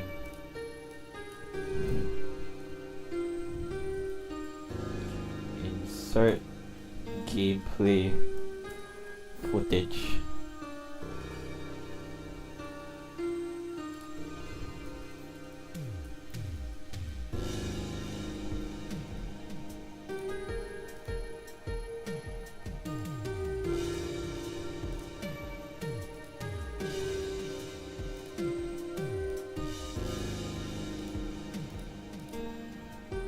Okay, now everything is not working. Goodness gracious. Oh wait, yeah, no, it's because I did this. Everything's not working. Okay. There we go. Problemo solved. Meantime, I might just play Blue Archive. I will be back. I will start playing Blue Archive when it hits 50. Yeah. I will keep track of the time, don't worry.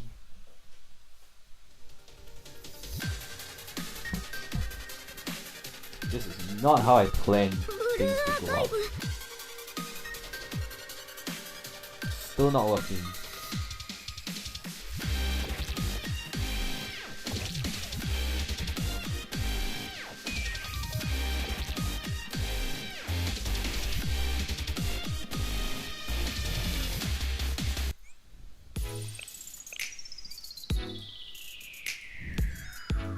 Where's my Mutsuki? Please give me my Mutsuki. Mutsuki. She's dead, not here. Why? Why are both of my Mutsukis not here? Something wrong with you.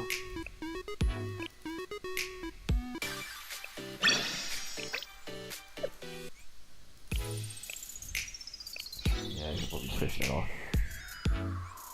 そういうことですね。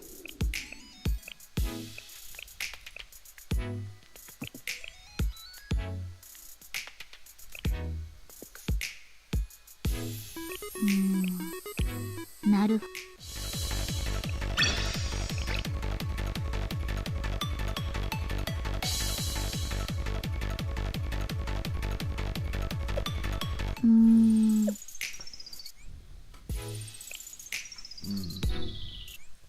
Let's see.「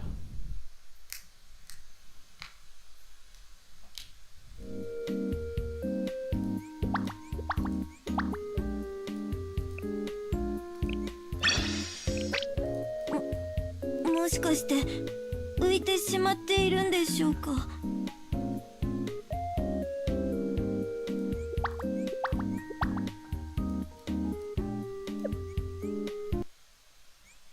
Wait.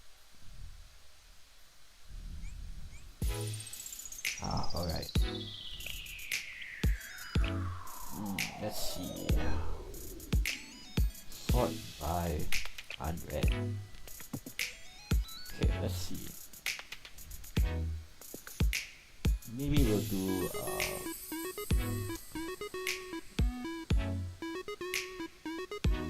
Maki.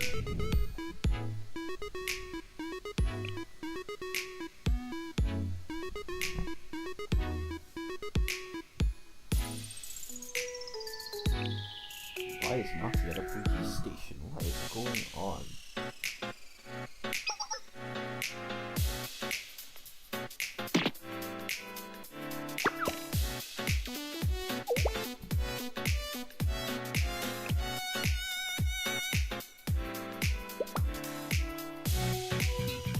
You know what, since no one can see what I'm doing, like I'm gonna read it out. So it starts off like this. Why, Sensei? I believe you arrested me even though I'm innocent. You know exactly why we arrested you. Why, Sensei? The cops are pulling me. Are you this child's guardian? No, I'm a teacher. Are you aware of what this young lady has been doing? I didn't do anything wrong. I did what I had to do. Why, you? This girl was caught trespassing on private property. Not to mention vandalizing it. Oh, sorry, vandalism is an art form. Try to treat that the problem you owe, young lady. Vandalism. Precisely, or graffiti as this Miss Cranston refers to it. He was caught painting images on property's wall. But you always said it was fine. When you said that, he forgave me, not that you were given permission in the first place. This also isn't the first instance. The overpass on the KV Highway, the back alley of the Kuroneko Market. You're always tagging places where there aren't a lot of people around. Do you have any idea how hard it is to clean up the messes you leave behind? They're not messes. They are art. Absolute cinema. I'm sorry about her. She should be the one apologizing, not you. What? All of me letting you know the liveliness in this blooming city. You should really apologize. But, I'm sorry about all this. I'll let you off with a warning this time, but I don't think you'll get so lucky if I catch you again. Why do I have a southern accent? That's weird. Hey, Sensei, are you angry with me? Why would I be? No, Blind, you're angry, aren't you? Including me while was calling out to me. He wanted to be tagged in bright, pretty colors. I know that tagging someone else probably is right, okay? I couldn't contain the burning artistic passion inside me. Hey, your friend inside me reference? Passion inside me. I'm sorry. Last thing I wanted was to make you angry. Graffiti means a lot. Oh, sorry about the boyfriend. Graffiti means a lot to me, but not more than you do. Aw, that's so corny. I kinda hate it. This is a predicament. How can I continue expressing myself with graffiti but not make sense angry? You always get, you huge canvas. A huge canvas? Almost like blue canvas. Oh, peak cinema. You get it? Blue canvas? It's a blue canvas because it's the name of the blood kit. Maybe the same using a real boat, but maybe it's fun as long as they're doing it with you, Sensei. So, if I put a huge canvas together, will you be there to help me paint? We'll work together. You promise, right? Thanks, Sensei. Wow, that was so deep. Thank you, Sensei, for your help today. I thought I was gonna get dragged into Millennium Student, so... Don't cause any more trouble in the city. Okay, from now on I won't tag in public. Next time we'll paint on a canvas together. A blue canvas, one might say. Promise me. You promise me? Okay, I promise. Wow. Oh, maybe I should do Hoshino next, because I'm saying I like to imagine Hoshino's dialogue in a Sen's voice. Yeah, so it's not really gonna strain my voice all that much. Well, the beach is always nice. Yeah, I like the beach. Well, I just want to say that for no special reason. That's weird. I want to read your mind. So that's the name of the thing. Okay. I went outside and the sun was already going down.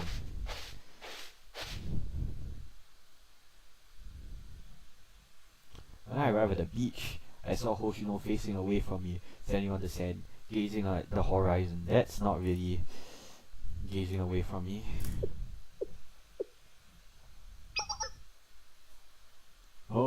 Sensei, what are you doing here? Did something happen? I just came to see what was up. Yeah. You silly. I'm Sans. I'm not, I don't have pronounced that way over anything, by the way. If I don't clarify, you're gonna worry something's wrong, huh? I'm just out here enjoying the waves. That's what I figured. Oh, you mean you can read my mind? You were focused on what you were looking at. Literally, you were looking at the ocean, yeah. Oh, amazing, Sensei. Well, looking gazing at the anomaly on your mind. I've had 10 lifetimes worth of sand, but all this water, it's hard to comprehend. This ocean is so big, to be able to fit all these sea creatures. fish, abalone, whales. It's delicious to think about. Ah, kidding. It's a shame that I can only see the surface and not what's and not what's underwater. But it's nice. Just imagine what could be down there too. That's nice. Might be an abandoned submarine at the resort. Too nice isn't good enough. I think I can be your mind too, Sensei. But it's okay. I just want to remember this. Even if I do go underwater, I won't be able to see the entire ocean anyway. I wish I could see all of it all at once. What's up here? And what's underneath? There I go. Hey yo, what the fuck is that? What was that? I heard something in the distance. Oh. I didn't know there were gray, wow, what's that? That's crazy. Fish. Those are fish. Oh, I love fish. Have I ever told you that Undyne was my favorite character from Undertale? Hey, yo, it's jumping. Hey, yo, Sensei, look, they did it again. Oh my god, bro. This is my first time I've seen fish jumping. Oh, that's crazy. I didn't mean to show that side of me. I got too much excited. I just love seeing fish jump. And please pretend you didn't see that, Sensei. I'm a tad bit embarrassed. You know, guys, sure watching that. Oh, cool. It's nice to say I'm taking the road. You gotta see things you normally wouldn't. I guess good things take time to come. It was good things. No, it's not. Why are you sure? Because it's so weird. It's look like you call yourself. Well, okay. It was a pretty amazing thing to see.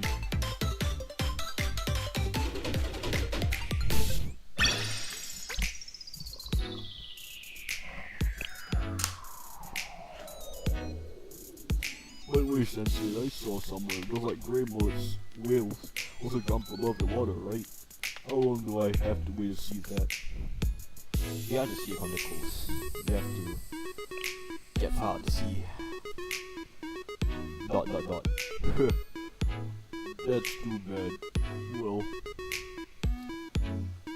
we should go check it sometime together. That's okay, I shut up. Oh, no more Sans? I can't do the Sans voice anymore? Oh, man. Okay, one more. Maybe I'll do, Ichika.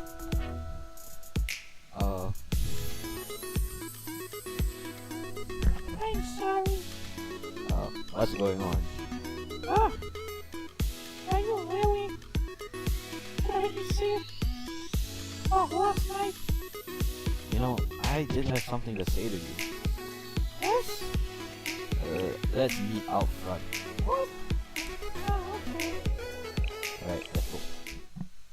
I already seen it. Ichika's swimsuit, story. Ichika, I'll always accept you, no matter who you are. What? This deja vu. Am I having amnesia? What's going on here?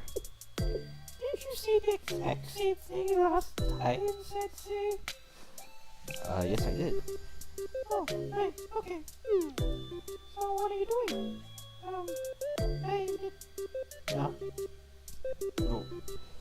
Fine, I guess I have to do everything in the Sans voice. Did I not do enough to get my message across? No, I definitely did. You're doing this on purpose. Well, I was just kidding when I said I was getting your expression on all that jazz. So you really don't have to treat me like a delinquent student. After the prank you pulled though. I guess I have no ground to stand on there. I don't know who bought this about when I acted out. That really wasn't how I meant things to play out though. Why are you bringing this up now? Now I know you're not a model student all the time, so you don't have to hide things from me anymore. Yeah. I guess. That makes sense. This is odd. I was trying to dissuade you entirely, but now you're coming on even stronger. I didn't mean that in a bad way. I'll just like clarify that I was trying to say you shouldn't act that way with other students too. Someone's seriously gonna take advantage of you one day. But I guess there's a little truth behind every lie, eh? Wow, what a conundrum. I can't deny what you've already seen after all. I'm not the model student everyone thinks I am. I'm not trying to say that either, Ichika. I just wish you would relax a bit more when you're with me. That's exactly what I'm talking about. Oh well. I get it. Since you insist. As the two of us, I'll try to be myself. But I'm warning you in advance. You're the one who signed up for this, Sensei. Oh, that's so creepy. Ooh, scary. Ooh. Give me the heebie-jeebies. Sensei, I won't hold back, okay? Okay. Sure.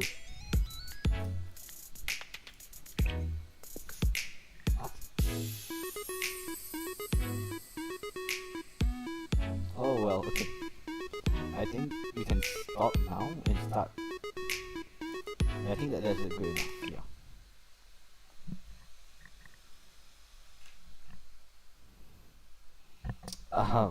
We can practice more on the 3rd century thing.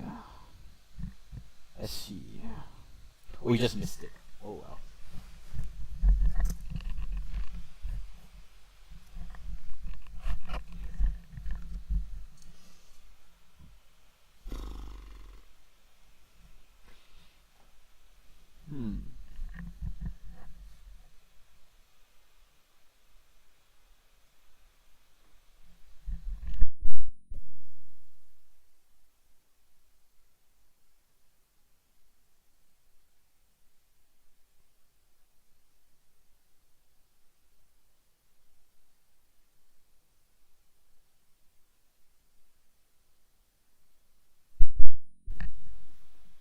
Alright.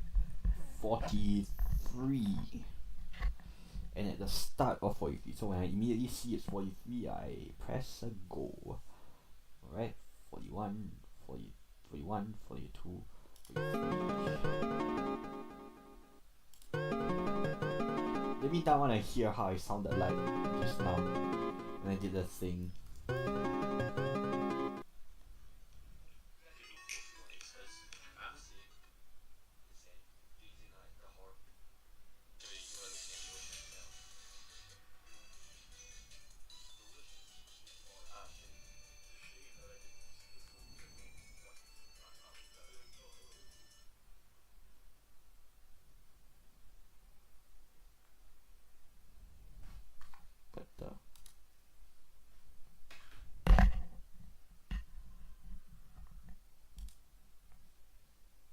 What is going on? Did my 3rd century glitch out? Oh my god, my 3rd century glitched out. Okay, wait, we can go again. 41, 41, 42.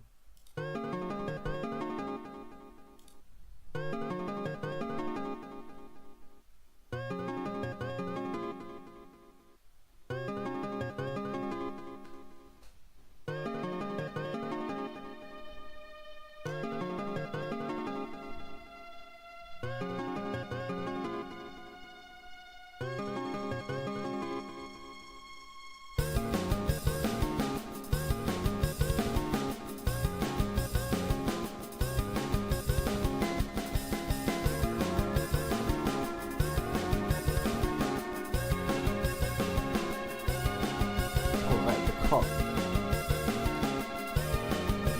Clock.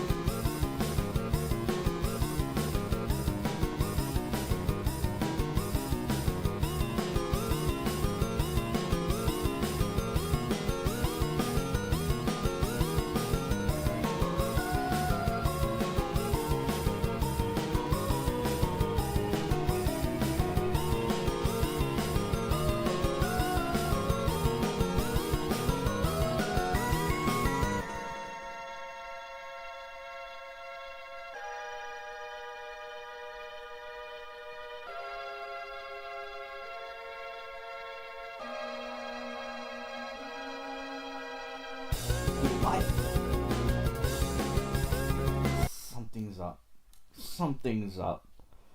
It's not. Oh my god.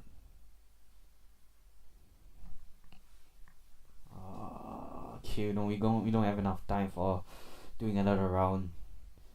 Ah, shit. Goodness gracious. What do we do?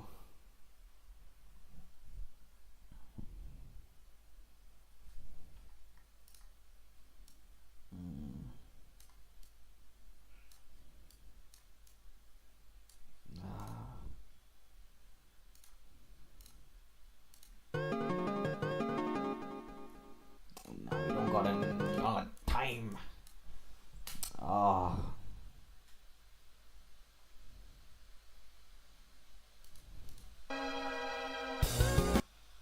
It's around 16. This is 44. I guess we have to do it at a half. 3.5. Maybe. I don't know. Oh, please make this successful. I hope it'll be as successful as that first round.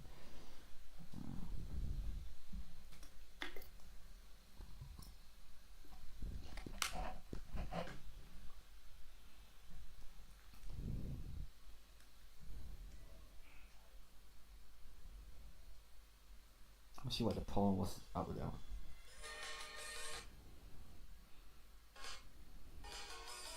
What's the problem with that one?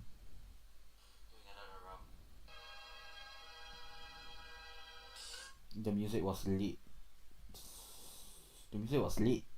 Usually it starts earlier. That's weird. Music needs to start earlier. I guess 42 then. Oh no. So when it merely hits 43, we play. Or I don't know. Because just now it worked with 43 when 43 was. Oh, so stressed. I want this to be perfect because this will be like one of the only few times it's recorded down. Oh god.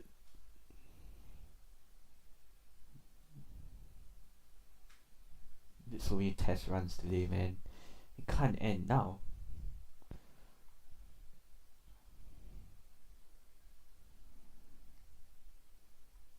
Okay, 56. Okay, 56. Alright. Oh, come on. 56. Early 43. Can't screw up now. You only have one shot. Early 43. So once it strikes 43, we play it. We play it.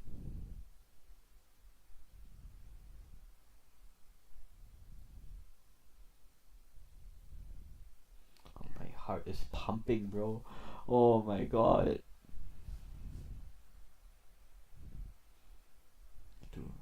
33, 4, 35, 36, 37, 38, 39, 40, 41, 42. Okay.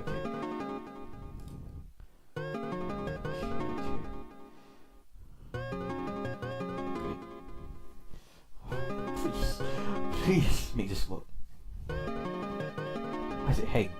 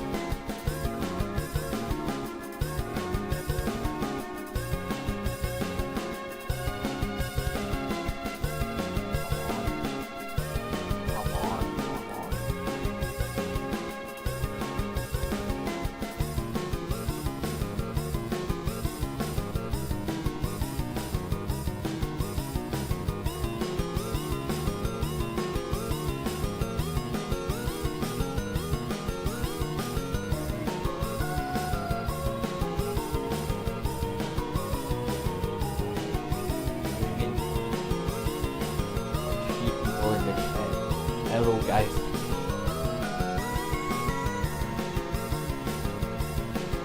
I'm trying to play the beat drop at exactly 12 midnight. Ah, come on.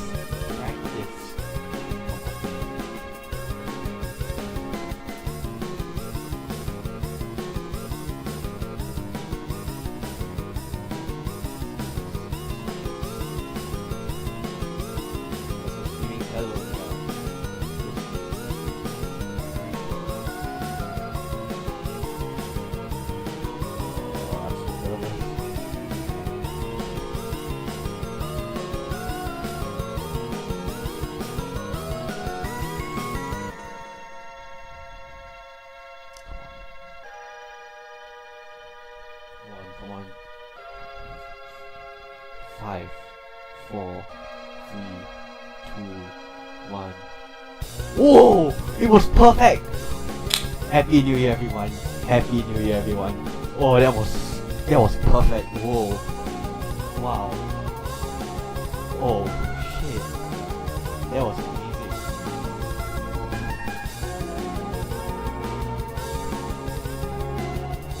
That was... Oh.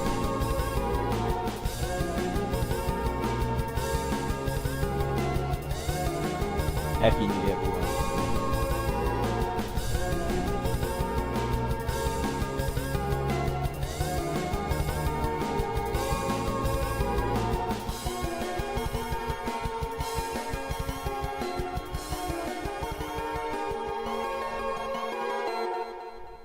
Oh. Wow. I can't believe that actually worked. Whoa. That was the best one yet. Wow. Damn. I don't know what to say. Okay, I guess.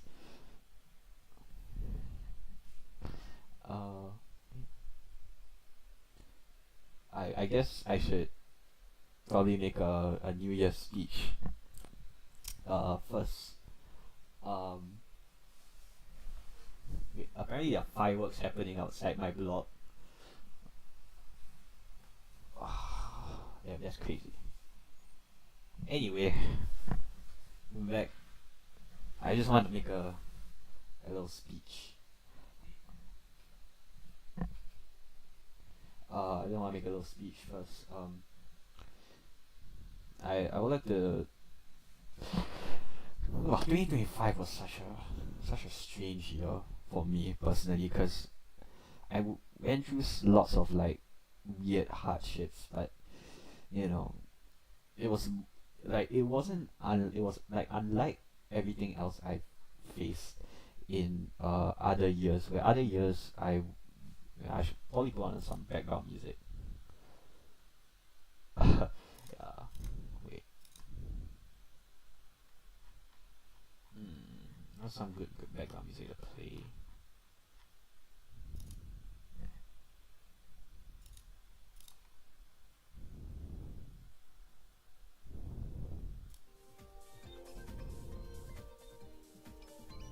Okay. Yeah, so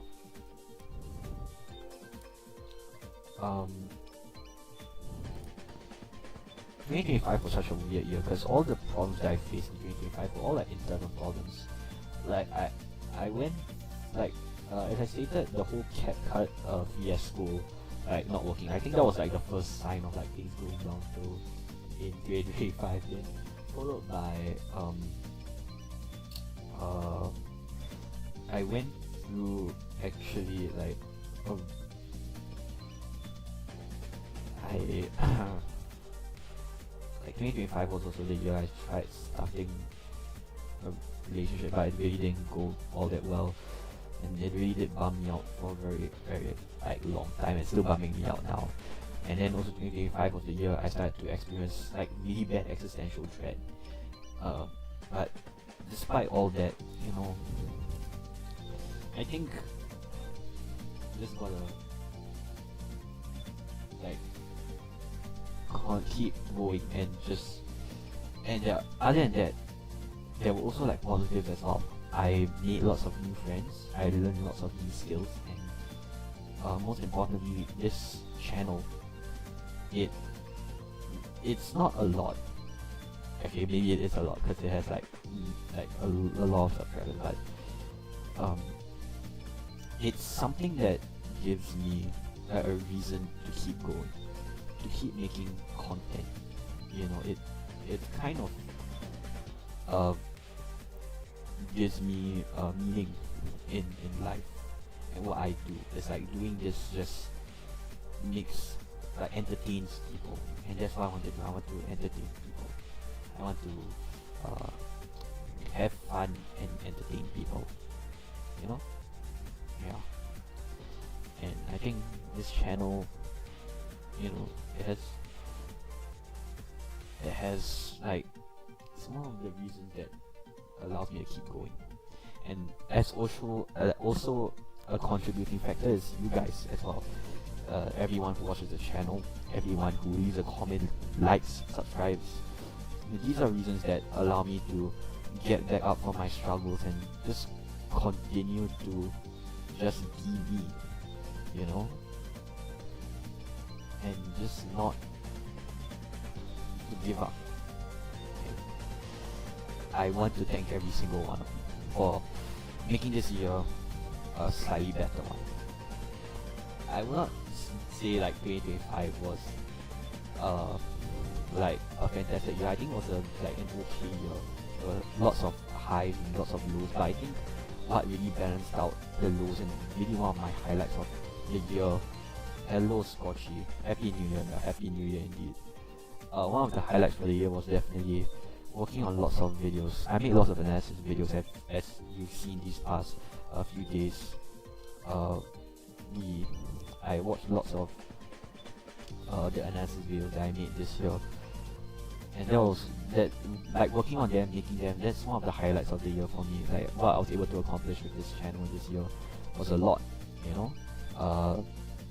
Yeah, and all those live streams as well, playing through games for the first time, like Deltarune and Dispatch and all those Blue Archive event stories. It is also definitely a highlight for me for 2025 as well.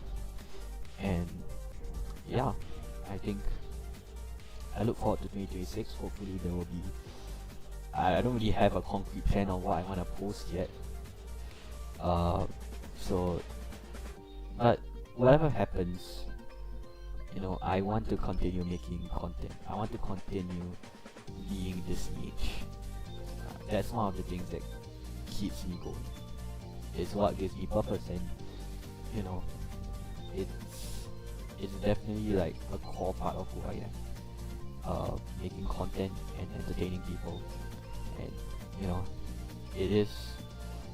sometimes it gets hard, but it gets difficult, like especially if you're working on long form like analysis videos, like hour-long analysis videos. It does get really tiring from time to time, and sometimes, like for example, live streaming, it also is very mentally draining as well. But